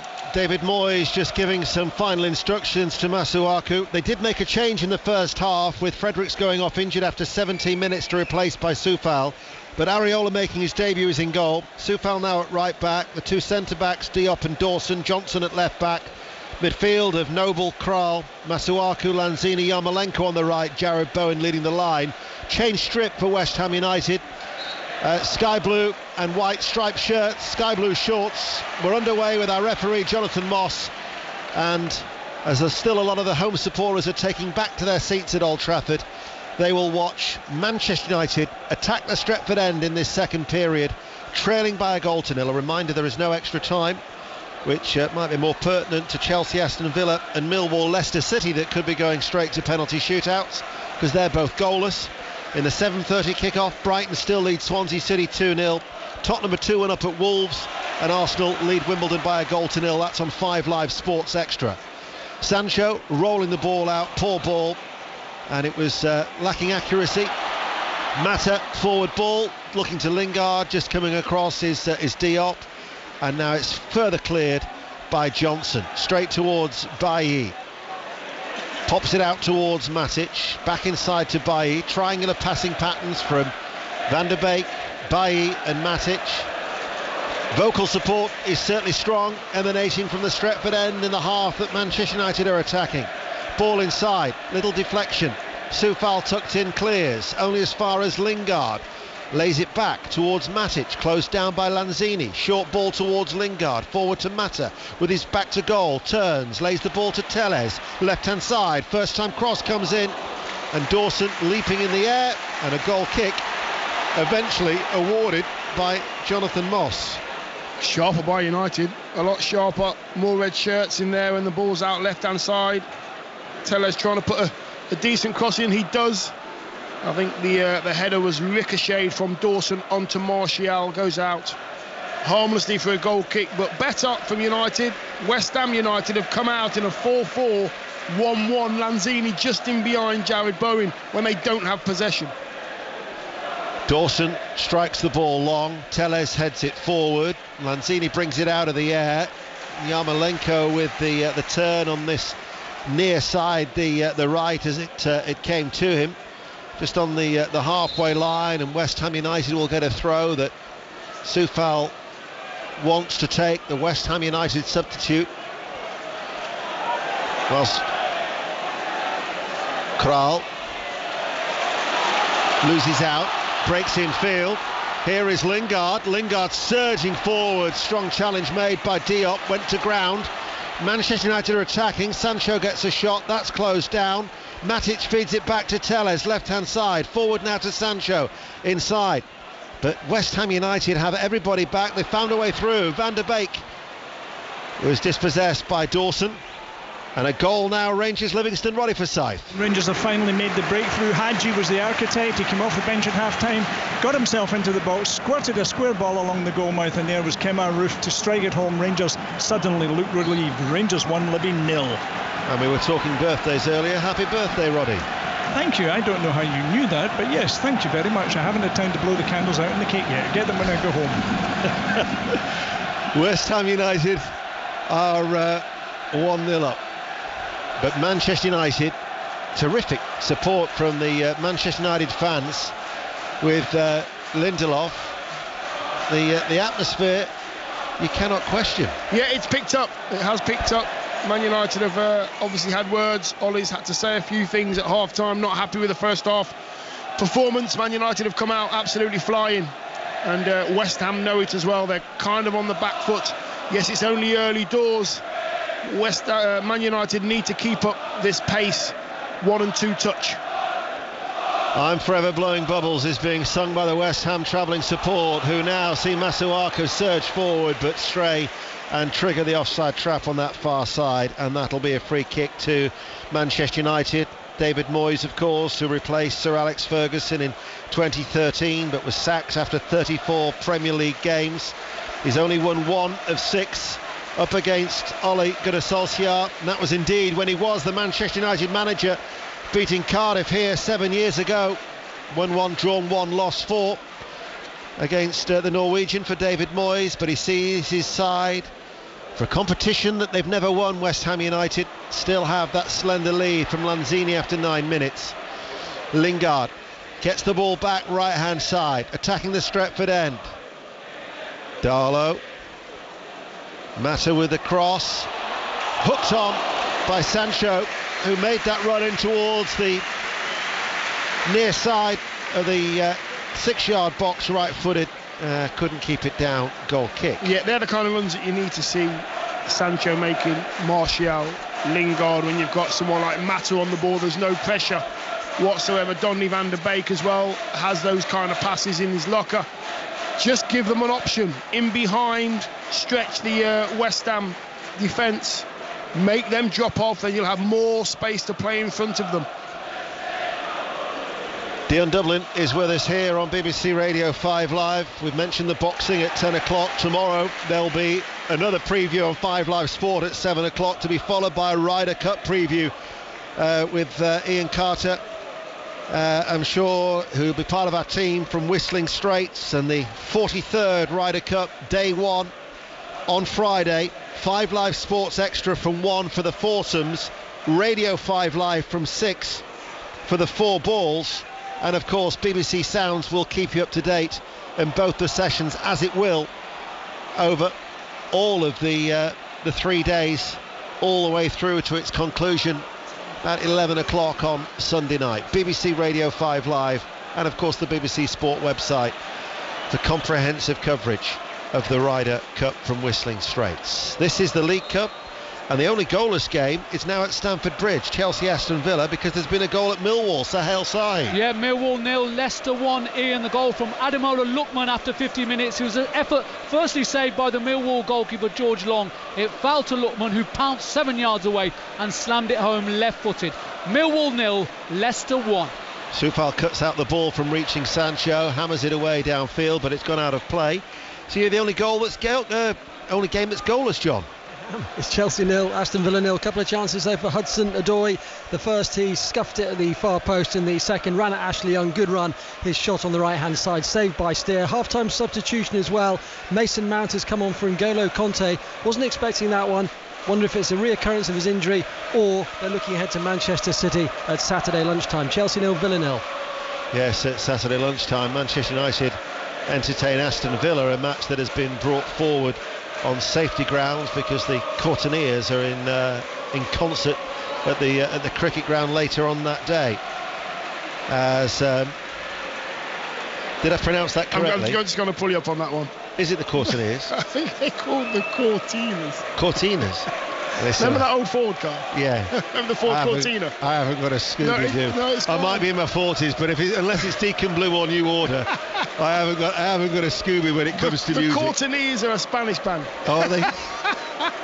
Brilliant. I love it. All right, okay. I love it. We'll skip over that one, shall we? Yes, we will. Yeah. I knew I'd said something wrong because the engineer looked at me quizzically. And he only does that when I've said something wrong, which actually is probably quite a lot. Anyway, Manchester United 0, West Ham United 1. I hope Mark wasn't listening though. Oh, he'll be listening. Chappers will definitely be listening. He's marked it down. Anyway, I should have just said there's a pop concert taking place on Saturday. Let's go back to the Molineux. Henry Moran. To a really entertaining start to this second half. Shot comes in from the deep and almost catches Ruddy out, and Dombele driving from distance, and it's shoveled over the crossbar, and it could have been the third of 3 goals we've seen in this second half. Kane's had a chance, as has Hee-Chan Hwang. For Wolves, really good game it remains. Wolves 1, Spurs 2. Although that was a surprise with the music theme that Wolverhampton Wanderers have now announced a record label. I know Manchester United normally tend to produce sponsor everything from donuts to tyres, you name it. Anything that is able to be sponsored, Manchester United have probably done it, but they've never brought out a record label, not just yet. Anyway, Wolves have beat them to that one. Manchester United 0, West Ham United 1, 5 Live. We've been playing for 9 minutes in this in the second half. Soufal trying to get in front of Martial, gets a nudge from behind from Martial. Oh, he heard it. He heard it, he's recorded it.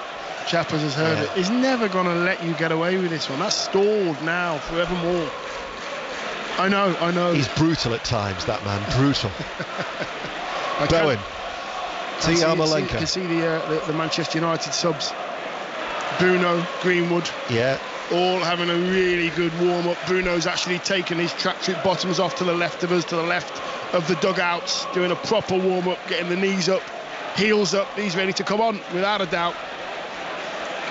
Johnson forward for West Ham United with the cross. Yarmolenko was lurking. Telles was back there, the left back, and puts it out of play for a throw. He was alive to the danger, was Telles.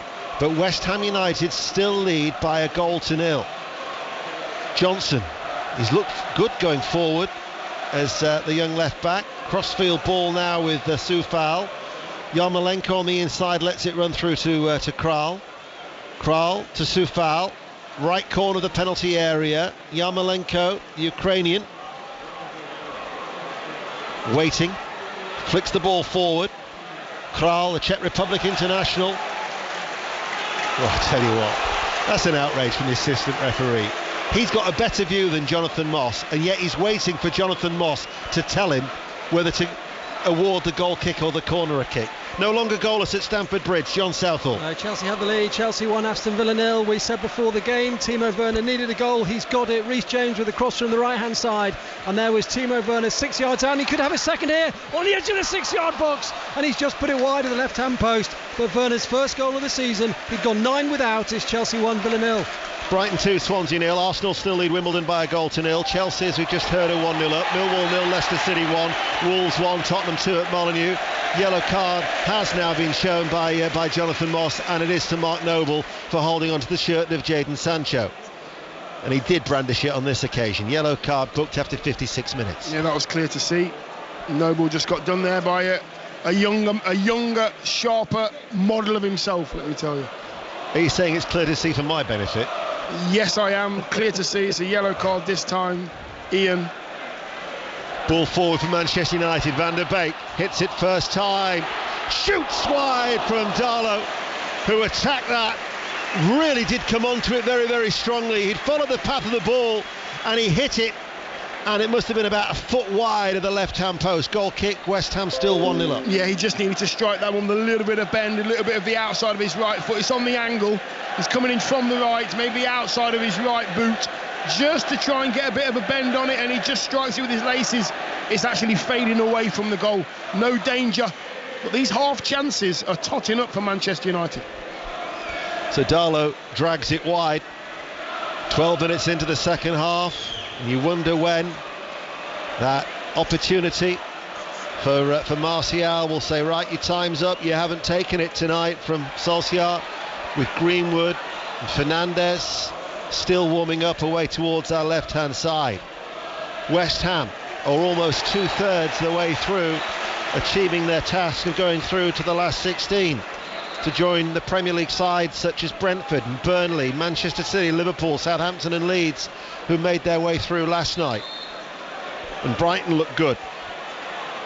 Leicester City, Arsenal are ahead, Chelsea are ahead. There's been a fourth goal of the night at Molineux. Henry Moran. From 2 down, Wolves are level, and it's Ndombele who's given it away in midfield. Played through, Daniel Podence found his spot, bottom corner, and Wolves are level. Wolves 2, Spurs 2. Tell you what, if there'd have been VAR, Matic could have been in trouble.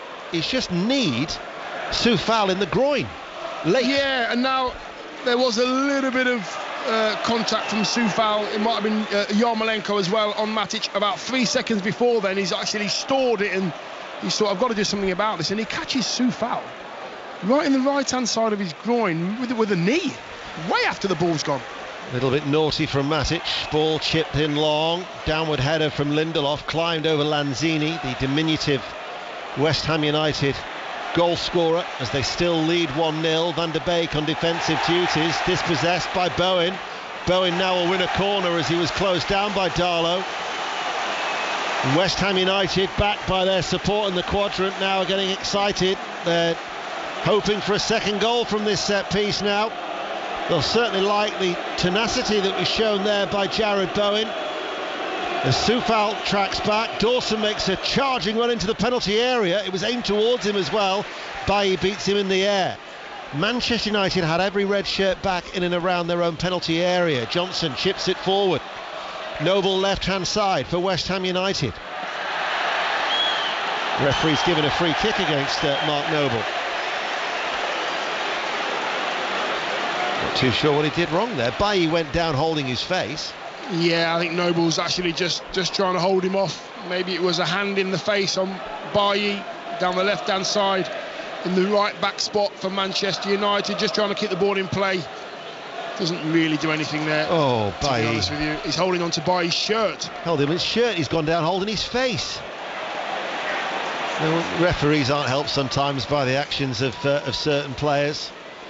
No wonder Noble looked bewildered when the decision went against him. Poor lad did nothing wrong. Manchester United 0, West Ham United 1. 5 Live final score available on the iPlayer, the Red Button and the BBC Sport app tonight, as well as the website. The draws being made as well after the conclusion of this game, but we've got only the one tie so far that is level, that could go straight to penalties. Wolves 2, Tottenham 2, and Manchester United are going to be making a change. But Bowen, though, is leading the attack, running at the heart of the Manchester United defence. Bowen's got to go it alone. They funneled him away from the centre of the penalty area to Yarmolenko, who hits it left-footed, and he's pulled it wide. And it's going to be Juan Mata who's coming off, and Mason Greenwood who's coming on, because Manchester United have lacked penetration. And Mason Greenwood, we've talked about their lack of a cutting edge. Greenwood is the player to try and change all that. Absolutely. And what he does do, Greenwood, when he does get a chance, he hits the target. He takes no prisoners. He is actually ruthless when he gets a chance, and that's what United need. So Greenwood has gone to the right-hand side. Martial is still centre, Sancho on the left. Jesse Lingard now has dropped in behind Martial. Ball played forward. And this is an opportunity for Greenwood. First opportunity, came onto his left foot, saved by the legs of Areola. But it's the type of penetrating run that has been so badly lacking by the home side. Yeah, and listen to the fans, listen to that roar. Man United fans have come alive through one player, taking the chance and trying to get in behind as well. Manchester United certainly pepped up by Greenwood's introduction. We'll go to Arsenal, Jonathan Overend. Still Arsenal 1, AFC Wimbledon 0, and 2 excellent saves from Nick Zanev in the Wimbledon goal have kept the League One side in with a chance here. First from Partey and just now from Nuno Tavares, the fullback. Still Arsenal leading 1-0. We haven't seen anywhere near those level of runs, though, from Manchester United this evening, running off the ball. Well, just being positive and getting in behind and just, really meaning it and getting into a position where you can finish. It's a really good finish. Keeper makes a good save, but I'm actually expecting more of that from other players apart from a young lad that just come off the bench. Lanzini heads the ball forward. Yarmolenko right hand side. Soufal powers on ahead of him for West Ham United, still leading by a goal to nil. Yarmolenko back with Lanzini. Kral was willing to go forward as well. It was played a fraction behind Yarmolenko, and it runs out of play for a Manchester United throw. Well, that opportunity has certainly livened up the singing section in that corner of Stretford End too. Yeah, it has. Where they come out in the corner to the corner flag there, where the noisy Manchester United fans are, they haven't stopped singing since Greenwood's come on. And when he makes runs like that and creates chances like that, they're going to get noisier and noisier. West Ham need to try and get hold of the ball. Been another goal, Rangers, Livingston, Roddy. Yeah, Rangers 2, Livingston 0. Alfredo Morelos getting it. Was an awful blunder by the Livy goalkeeper Max Strike. Tried to make a clearance inside his box, passed it straight to the striker, and the Colombian doesn't give these ones up easily. Rangers 2, Livingston 0, 65 gone. Manchester United on the attack. Greenwood to Lingard on the rise, left-footed. Areola up onto his toes, saves around his head height. In the end, he wasn't too stretched. It was a comfortable save. He just pats the ball down eventually. Yeah, it just comes from Greenwood again, nice and strong. Lays it in front of Jesse Lingard, just across the D. Ends up being on Jesse Lingard's left foot. He's not as strong as he is on his right. I think if that was a right-footed strike, there could be a different outcome. But yes, better from United, moving the ball quicker. Martial working a bit harder. That might just get them back into the game. Well, it certainly has been a little bit of a spark for the home side. The fact that all of a sudden in the space of 2 minutes they've had a couple of opportunities. West Ham United, though, still lead by a goal to nil. And we've been playing now for nearly 65 minutes in this League Cup tie here at Old Trafford.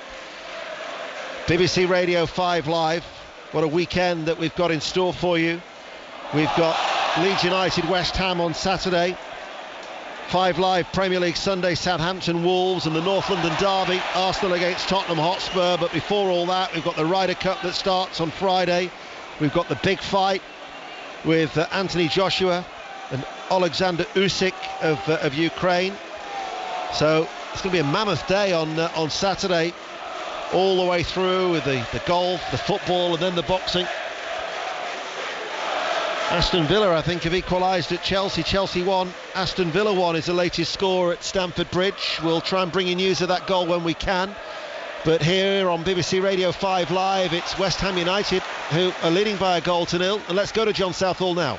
Chelsea 1, Aston Villa 1. Cameron Archer missed 3 really good chances in the first half. And what a finish this was. Cross from the right-hand side and his header into the top left-hand corner in front of the Villa fans. Game on, Chelsea 1, Villa 1.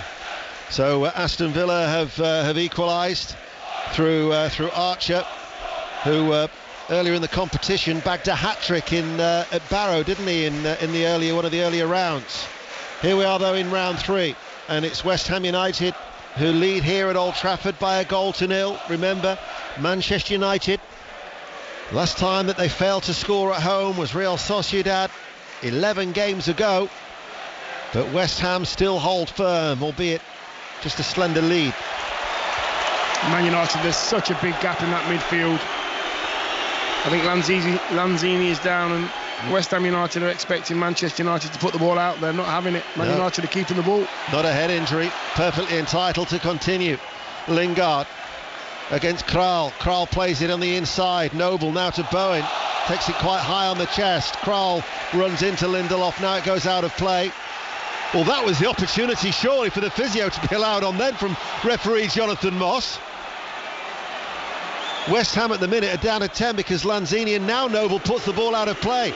You can certainly understand the frustration on that occasion. Yeah, you can understand the frustration, but West Ham United did have the ball and their player was down. They tried to keep it and they didn't keep it. So Man United thought, well, why should we put it out if you're not putting it out for your own teammate? Just looking at the I can just see there's some studs on Lanzini's right ankle from Matic. That'll be a painful one. No malice in it, just catches him on his shin with his studs. That'll be painful. I can see the physio's just stretching off his calf as well, so bit of cramp as well. But you know what, this West Ham side's done really well. They've got a lot of experience out there, a lot of quality as well. Well, they're going to add to that because they're going to make a double change. Pablo Fornells and Nikola Vlasic are going to be coming on. Lanzini's still getting treatment. So Brighton 2, Swansea 0, Arsenal 1, Wimbledon 0, Millwall 0, Leicester City 1, Wolves 2, Tottenham 2. Latest from Stamford Bridge, John Southall. Well, it's Chelsea 1, Villa 1, but Villa suddenly have some belief. El Ghazi left of the 6-yard box, held by Kepa, and then the substitute Jadon Philogene-Bades, who's just come on 12 yards out, again saved by Kepa. Chelsea 1, Villa 1, Prince William watching on, should I say, enjoying this. Thank you, John. Rangers 2-0 up against Livingston. Dundee 0, St Johnstone 1. So Fornells has come on for Lanzini, who is injured. He's gone off on the far side of the field of play. And the other change is Vlasic coming on for Masuaku. That's the two changes, which means they've done their 3. Have West Ham United, Vlasic and Fornells. Earlier, Soufal replaced Fredericks. So West Ham United have made the changes. We're midway through this second half. They still lead by 1-0. And Fornells and Vlasic are on for David Moyes. Masuaku getting a high five from Declan Rice, who has travelled as he makes his way back onto the bench.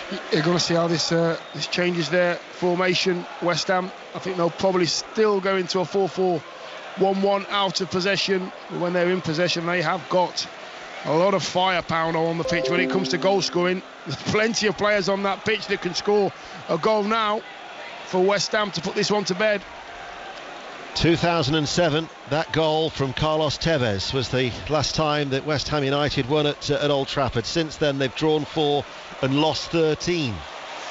Back to Stamford Bridge, John Southall. No, it's open this now. Chelsea 1, Villa 1, but a chance for Mason Mount on the left of the area. 7 yards out, just poked it past the right-hand post, 1-1. Break on for Manchester United. Sancho collects the ball, he's over the halfway line. Inside now to Lingard. Lingard shapes to shoot, blocked though by Diop.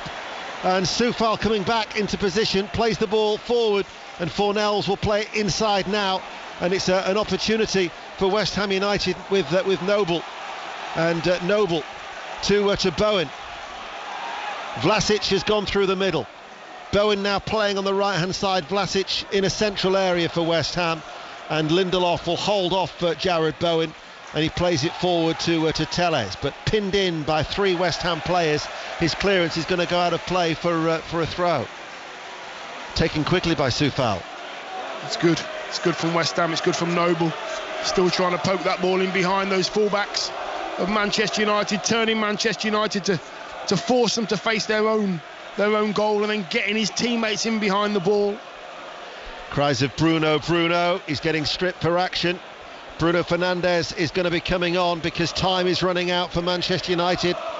And also we're going to see the young forward Elanga, who's going to be coming on too for a rare appearance. Let's go to Molineux. Henry Moran. Still Wolves 2, Tottenham 2. Could easily have been a second of the night for Harry Kane. A cross in from the substitute Son, a point blank header, and John Ruddy somehow kept it out. It remains Wolves 2, Spurs 2.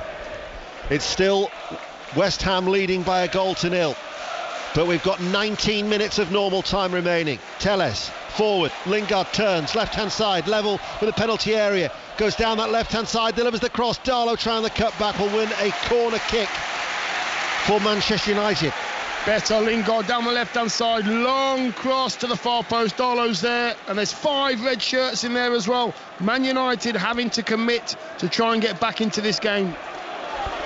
So Manchester United have a corner, far side, but the change is going to be made before the kick. No, in comes the corner kick now. Bailly tries to attack it, heads it well wide, well wide. Goal kick, and it's going to be the Lingard who's going to be coming off. So Lingard is coming off, and then the other change is going to be Alex Telles for Elanga. It's very attacking. Lingard again been very effective tonight. Telles wanting to cross the ball in the box, nobody to hit in the box at all. Elanga, danger down that left hand side when he gets forward. 19-year-old forward made his debut back in May in the Premier League against Leicester City, so it's only his 3rd appearance. Did score against Wolves away from home also back in May, an unused substitute against Young Boys, but he burst forward on this left-hand side. Bruno Fernandes now will switch it out towards that far side. Manchester United looking for an equaliser. Darlow on the ball now as he gets it back from Greenwood. Darlow coming forward. Bruno Fernandes loses the ball, and now all of a sudden there's a break for West Ham, and it's with Vlasic. He only had Bowen ahead of him. He slows down inside the centre circle and passes the ball back to Soufal. Inside to Yarmolenko to run forward. Tight game management now for West Ham with 17 minutes remaining. Out for a throw it goes. Where will we go next then on BBC Radio 5 Live? It's Chelsea again, John Southall. It's Chelsea 1, Villa 1, it's end to end, it's chance after chance. It's Chelsea now on the edge of the area. Surely should have had a shot from there, poked in by Ziyech, saved by the keeper at the other end. Ben Deer 12 yards out, scooped over the bar. Surely this cannot finish 1-1. Here is Vlasic, right corner of the penalty area for West Ham United. Vlasic, good footwork, and then caught in possession by Van der Beek, who'll bring the ball clear for Manchester United. He'll win a throw off the legs of Kral. You can see the desperation, the urgency now from Manchester United. Yeah, much better from Manchester United. I've got to say, down this right-hand side, just in front of the dugouts, Yarmolenko has been excellent in the way he's game managed this one. He's slowing it down, speeding it up for West Ham United. Man United, though, have really got their tails up now. Greenwood, Darlow on the overlap, first time cross, stretching Diop, comes to Greenwood, takes it on into the penalty area, runs into Johnson. Johnson falls over, Greenwood retrieves the ball, enters the penalty area, does a little step over, hits it low, strikes the heels of Kral, who turned his back on the ball inside the 6-yard box. Strong pressure now from the home side. Matic enters the penalty area, looking for Greenwood, too far ahead of him. A little flat-footed, out of play it goes for a goal kick. West Ham still 1-0. Yeah, it's a difficult one, that one, because Greenwood's just had the ball. He's had 2 bursts going forward. He gets himself back onside. Matic then tries to pry and put him in again. He's absolutely shattered the young lad. Needed a few seconds breather. Couldn't get on the end of it. Goal at Arsenal now. Jonathan Overend. Yeah, second for Arsenal. It's been a hard night's work for the Arsenal second string, but Emile Smith-Rowe has come off the bench to provide some much-needed impetus, and he's scored the second goal. Bit scrappy, but it's Arsenal leading AFC Wimbledon by 2-0. Lindelof will tidy up with a back pass to Dean Henderson. The attendance here tonight at Old Trafford, what an attendance it is too, 72,468. And credit to the West Ham supporters for selling out their entire allocation as well. Elanga inside. Dawson gets there before Martial. Out of play, it goes for a throw. Still 2-2 at Molineux. An update from Henry Moran. It is into the final 15 minutes. We've just had a few moments to catch our breaths. Ryan Aït-Nouri injured after a collision with Japhet Tanganga. He's gone off injured to be replaced by Nelson Semedo. Could go either way, this one. Wolves 2, Spurs 2. Here at Old Trafford, West Ham leading by a 1-0. It's one of 5 ties that kicked off at 7:45. At the Amex, it was a 7:30 start, full time. Aaron Paul. Brighton 2, Swansea 0. 2 first-half goals from Aaron Connolly have done it for Brighton. Swansea offered more in the second half. They hit the woodwork twice, with Pascal Gross hitting the crossbar for Brighton late on. But the home side seeing the game out to reach the 4th round for just the 3rd time since 1980. Brighton 2, Swansea City 0. Sancho enters the penalty area. Sancho tries to place it deflected behind for a corner kick. Manchester United looking for the equaliser. Yeah, that's one of Sancho's favourites, coming in there just on the corner of the box on the left-hand side. Touch onto his left foot and then he's right. Corner taken quickly and short on this left-hand side. Bruno Fernandes can't deliver the cross. Blocked by Soufal. Goes all the way back towards the halfway line, and Darlow is the one there to Henderson. And Manchester United must build once more with 13 minutes remaining. Van der Beek forward. Greenwood coming in now off that right touchline. Greenwood can't get it onto his favoured left foot. Has to play it back. Bruno Fernandes from distance can't get a sight of goal. Vlasic in front of him. Matic now takes over. Matic strides forward, finds Martial. Martial to Sancho. Bruno Fernandes with an effort, just wide. Hit it right-footed, off-target, goal kick. Yeah, he shaped 20-25 yards out to put it in the far corner, keeper's left. He tried to put it in the near post, what we call kind of doing the keeper with the eyes, but he got it all wrong on that occasion. It's a lot sharper for Manchester United. That West Ham backline has just been really narrow now, and forcing United even more so around the outside. We've heard from Arsenal, we've heard from Chelsea, we've heard from Wolves. We'll go to Millwall. Sohail Sahi. 12 minutes to play here, Ian. It's still Millwall 0, Leicester 1. Leicester leading by that Ademola Lookman goal to 0, scored after 50 minutes. But Millwall have made all 3 substitutions, and they're pouring forward in search of the equaliser. Millwall 0, Leicester 1. How David Moyes would love to get one over his former side and extend this very good record away from home for West Ham. Unbeaten in 6 on their travels since losing to Newcastle back in April. They look for a ball over the top, but Bailly brings it under control. Bailly turns inside to Lindelof. Didn't do Lindelof any favours, almost stumbles his way into the path of Bowen. West Ham's pressing, they will win the ball back. Fornells flicks the ball back with a nice back heel to keep the ball in play. Král, who's caught the eye in the midfield, and Král now against Van der Beek. Van der Beek back to Bailly. Bailly clears long. Greenwood backpedaling, over his head it goes, out of play for a throw. Another goal at Arsenal. Jonathan Overend. Well, it's 3-0 Arsenal, which is harsh on Wimbledon over the night, but it's a lovely goal. It's a back flick from Nketiah from a Cedric Suarez cross. Beautiful finish. 3-0. Diop just comes across, takes it away on the toes of Martial, who we've hardly mentioned at all, Dion. I mean, as a former... hold on. Here is Soufal for West Ham, high up the pitch on this right-hand side. Sancho back with him, holding on to Soufal's arms was Jadon Sancho. Soufal will run back down the touchline, back inside to his checkmate. Král forward to Vlasic, and will they get a goal kick? Again, Jonathan Moss told the assistant referee.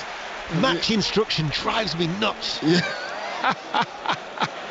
Calm down. Let the officials do their job. It's a hard enough job as it is. Let the referees work together as a team rather than the ego of one individual saying, I'll tell you which way to go. The assistant is 5 yards away from that. He should be flagging and pointing to the corner or pointing to a goal kick. He's got to make his own decisions. Ball hit long. Darlow's made a steaming run forward on that right hand side. He's hooked it into the penalty area. It's hit the body of Diop and has rebounded behind for a corner kick. 10 minutes remaining. West Ham still lead. A bit of urgency now from Manchester United, getting players forward. They're sprinting to get this corner. Bruno's put it down. Outswinger this time. Man United are all forward. Corner kick then to Manchester United. Playing from right to left, far side the right. West Ham have everybody back. Bruno Fernandes, right hand side, headed out by Diop. Comes to Jadon Sancho, hits it low, takes a deflection, falls to Martial, shot blocked, and Fornells will try and bring the ball clear now for West Ham. Break for West Ham United on the counter. Bowen has fed the ball over the halfway line. Vlasic is going with him. He looks towards Vlasic, sliding back with Bruno Fernandes. Still fighting in this cup tie to Van der Beek. Van der Beek now over the halfway line, urged on. Mason Greenwood, right hand side. Greenwood up against Johnson. The angle is against him. Greenwood tries to go it alone. Saved in the near post by Areola. So much better from United. Bruno Fernandes showing that he can do a bit of defending. Alanga as well, the two substitutes working hard, squashing that attack from West Ham, getting on the attack. And Greenwood with his pace down the right hand side just couldn't make anything of it. But that is end to end, proper stuff that is. Brighton are through. Arsenal are going through. They lead 3-0. Leicester City still lead 1-0 at Millwall. West Ham going through as it stands, leading 1-0 here. Wolves 2, Tottenham 2. Latest from Stamford Bridge, John Southall. 10 minutes to play. Chelsea 1, Villa 1. Ross Barkley on as a substitute. First appearance in a year for Chelsea. Effort from the edge of the area, tipped over. Chelsea corner now. Chelsea 1, Villa 1. Ball forward towards Bowen. Headed away by Lindelof. Ilanga now takes over. The young substitute running forward. Noble, though, gets in the way. Only partially blocks and stops the run of Ilanga. Comes back to him. Sliding in was Yarmolenko. Good job he didn't catch Ilanga there, who's skipped out of the way. Bruno Fernandes side onto goal. Gets it back. Kral gets a foot in. Breaking it up. Van der Beek slides in. Certainly endearing himself to the Manchester United fans, Van der Beek tonight. Here is Matic. 8 minutes of normal time remaining. Van der Beek slides it forward. Martial with a drag back, wouldn't reach Bruno Fernandes. West Ham's defence with Johnson. Crowded out though by the red shirts, they've won it back. Here is Greenwood, who flashes one wide. Does he take a deflection? A goal kick is awarded. Manchester United players pointing at the corner flag. I don't think it did touch anybody at all. Greenwood pointing, no. Referee stuck with his decision. Dundee 0, St Johnstone 2 is the latest score in the Scottish League Cup. Remember, Rangers 2, Livingston 0. We have got 7 minutes of normal time remaining. Certainly feels like a real cup tie now, doesn't it? Yeah, it does. It's been really good to watch. The energy in the last 15 minutes from Manchester United has been brilliant. The organisation from West Ham has been good as well. It's just that end product for Manchester United. They just can't find it. Game management from West Ham has been good. Fighting for trophies on all fronts. When they signed Ronaldo, Solskjaer said no hiding place. To go out of the competition here tonight would eliminate one of those options. You have your own thoughts whether they're in a position to challenge for the Champions League. But as the ball has been skied behind by Lindelof, certainly in terms of their priorities, it might have been fourth on their list. However, for Manchester United, the money that they've spent, the talent that they've got in this squad, they want to be challenging. They should be challenging on all fronts. So to lose to West Ham United here would be classed as a disappointment as far as Solskjaer is concerned. For West Ham, well, runners-up only twice in their history, 66 and 1981. Be a rare win at Old Trafford. Bowen to take it, delivers it deep, the corner kick, headed out by Bailly. Now a break for Manchester United. Kral again trying to disrupt him, and doing sufficiently enough and doing it well enough was Kral. He's had to bide his time for his West Ham United debut. He's been on the bench for the last 3 games. The Czech Republic international on a season-long loan from Spartak Moscow. But we might be seeing more of the bushy-haired midfielder for West Ham this season. Manchester United. Bruno Fernandes crosses the ball towards Van der Beek on the volley, cushions it into the penalty area, swept away by Dawson, central defender for West Ham. 5 minutes remaining. Henderson. Whilst they might not have created too many clear-cut opportunities since Lanzini gave them the lead after 9 minutes, they have been awkward opponents for Manchester United. Here is Matic. They believe that they could be going through to the last 16, the travelling support. Martial now picks up the ball 25 yards out from goal. Shown on the inside as he runs into traffic. Matic to Bruno Fernandes with his back to goal. He spins and turns and hits it high and over the top. And out for a goal kick, Dion. 1-0 West Ham. Unfortunately, he forced that one, Bruno. Just trying to turn round onto his left foot, put that one over the bar, high and wide as well. Král very close to him, forcing him to take that shot early. But he's made a difference since he's been on, Bruno. Alanga's made a difference down the left-hand side as well with his pace. But Greenwood has set the game alight in the second half.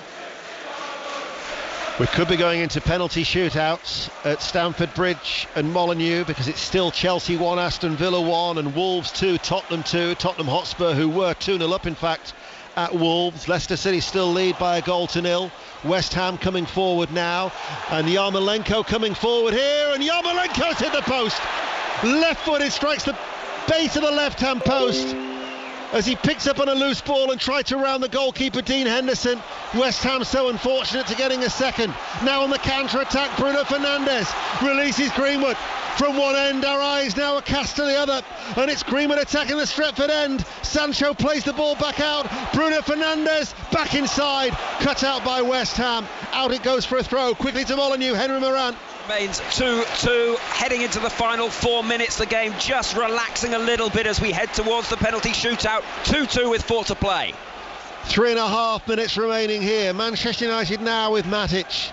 West Ham had that chance to wrap it up with Yarmolenko. He was unfortunate, but the base of the post has kept Manchester United in this cup tie, but Bruno Fernandes has lost it to the evergreen Mark Noble. Now to Fornells on the stretch, hooks it forward, break for West Ham now with Bowen. Mark Noble joining in. Mo Noble saved by Henderson. How ironic that would have been for Mark Noble to have had the final say here at Old Trafford, but Henderson with a vital save, and now he sets Elanga forward, and there's a lot of excitement here at Old Trafford, but Sancho is forced back inside his own half towards Matic. West Ham lead by a goal to nil. Twice they've had opportunities to wrap it up. Let's go to Stamford Bridge. John Southall. Chelsea 1, Villa 1, 2 minutes to play. Villa just pushing forward at the moment. Lukaku is on for Chelsea. He went down in the area. Graham Scott waved the penalty away, rightly so. Chelsea 1, Villa 1. Bowen into the penalty area, shoots low, right-footed, saved by Henderson, low down to his left. West Ham have had 3 chances in about 3 minutes. What a save from Henderson, near post. That's a certain goal. He's going to his right, saves down left. It's end to end. This cup tie now, pulls it back. Bruno Fernandes shoots and fired away by the West Ham defence. You cannot take your eyes off it. What a frenetic finish. What a frenetic finish. Leicester City have got a second goal at Millwall. Millwall 0, Leicester City 2. Manchester United are attacking. Greenwood pulls it back. Van der Beek is there. Played out by Soufal. We're inside the last 2 minutes of normal time. Molineux, Henry Moran. So close to a goal for Wolves to make it 3-2. Ruben Neves with a dipping shot deflected onto the top of the crossbar. It remains Wolves 2, Spurs 2. Ball forward to Bowen. Lindelof gets there as well. How much added time will there be? There have been a number of substitutions. You could be looking at 3, maybe 4 minutes of... There's going to be 4 minutes of stoppage time. We're not into it just yet. We've still got another 60 seconds of normal time. Sancho sends a diagonal ball off the chest of Bruno Fernandes. Lets the ball settle. Right side of the penalty area. Bruno Fernandes with a cross. And away from the outstretched leg of Elanga, and runs all the way out of play for a throw. It's been a chance to get our breath. An amazing game. What a second half. It's end to end. There's been nobody in the centre of the pitch. It's just defend for Manchester United, defend for West Ham. It's been an amazing, the pace of it's gone. I'm just watching the replay of Yarmolenko. Then it was Bowen to Noble as well. He tried to go round him. Oh dear, I'm watching the replay. Should be scored. West Ham should be 2 up. Here is Bowen. Down by the corner flag in front of the away supporters as West Ham play from left to right, keeping the ball on the corner flag, playing it into Vlasic. Nice turn by Vlasic. He leaves the ball to Yarmolenko. Yarmolenko into the penalty area, breaks towards Fornells, inside the D, couldn't keep it down. Right-footed, he skied it. Another chance. Wow, West Ham all coming forward and creating some really good stuff. They just snatching at their chances. Yarmolenko, Noble, Fornells snatching, not quite having that cultured finish, that calmness they had in the first half. There's the 4 minutes. We're now into the minimum of 4 here at Old Trafford. West Ham still lead through that Lanzini goal after 9 minutes. Arsenal 3-0 up against Wimbledon. They'll be going through. Chelsea 1, Aston Villa 1. Millwall 0, Leicester City 2. Wolves 2, Tottenham 2. Could be penalty shootouts at Stamford Bridge and Molineux. Here on BBC Radio 5 Live. Ball forward to Vlasic, the substitute. Left-hand side for West Ham United.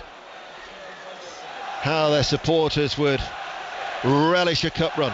They did reach the last 8 in 2017 and 2018, but you have to go back 7 years for the last time they reached the last 4 of this competition, which at times has been much maligned. But I tell you what, West Ham United, if they could reach the final, they'd probably fill out Wembley all by themselves, the West Ham United support. They've been brilliant, haven't they? They haven't stopped singing all night.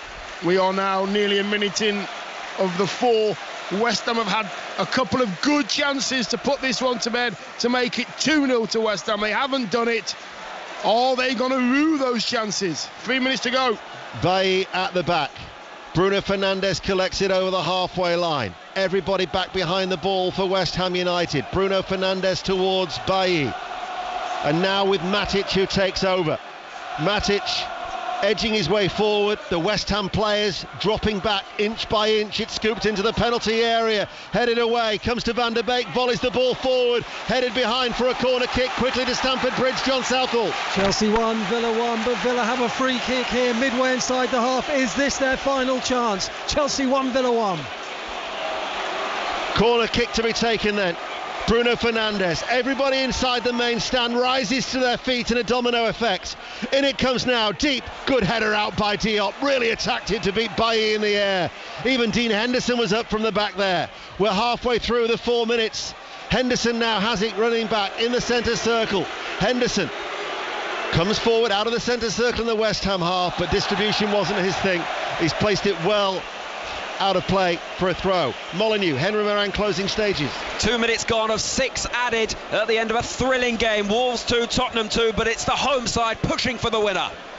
I can tell you Arsenal have beaten Wimbledon by 3-0, so they've joined Brighton and Hove Albion in the draw for the last 16, joining Brentford, Burnley, Manchester City, Liverpool, Southampton and Leeds United from last night in terms of Premier League opposition.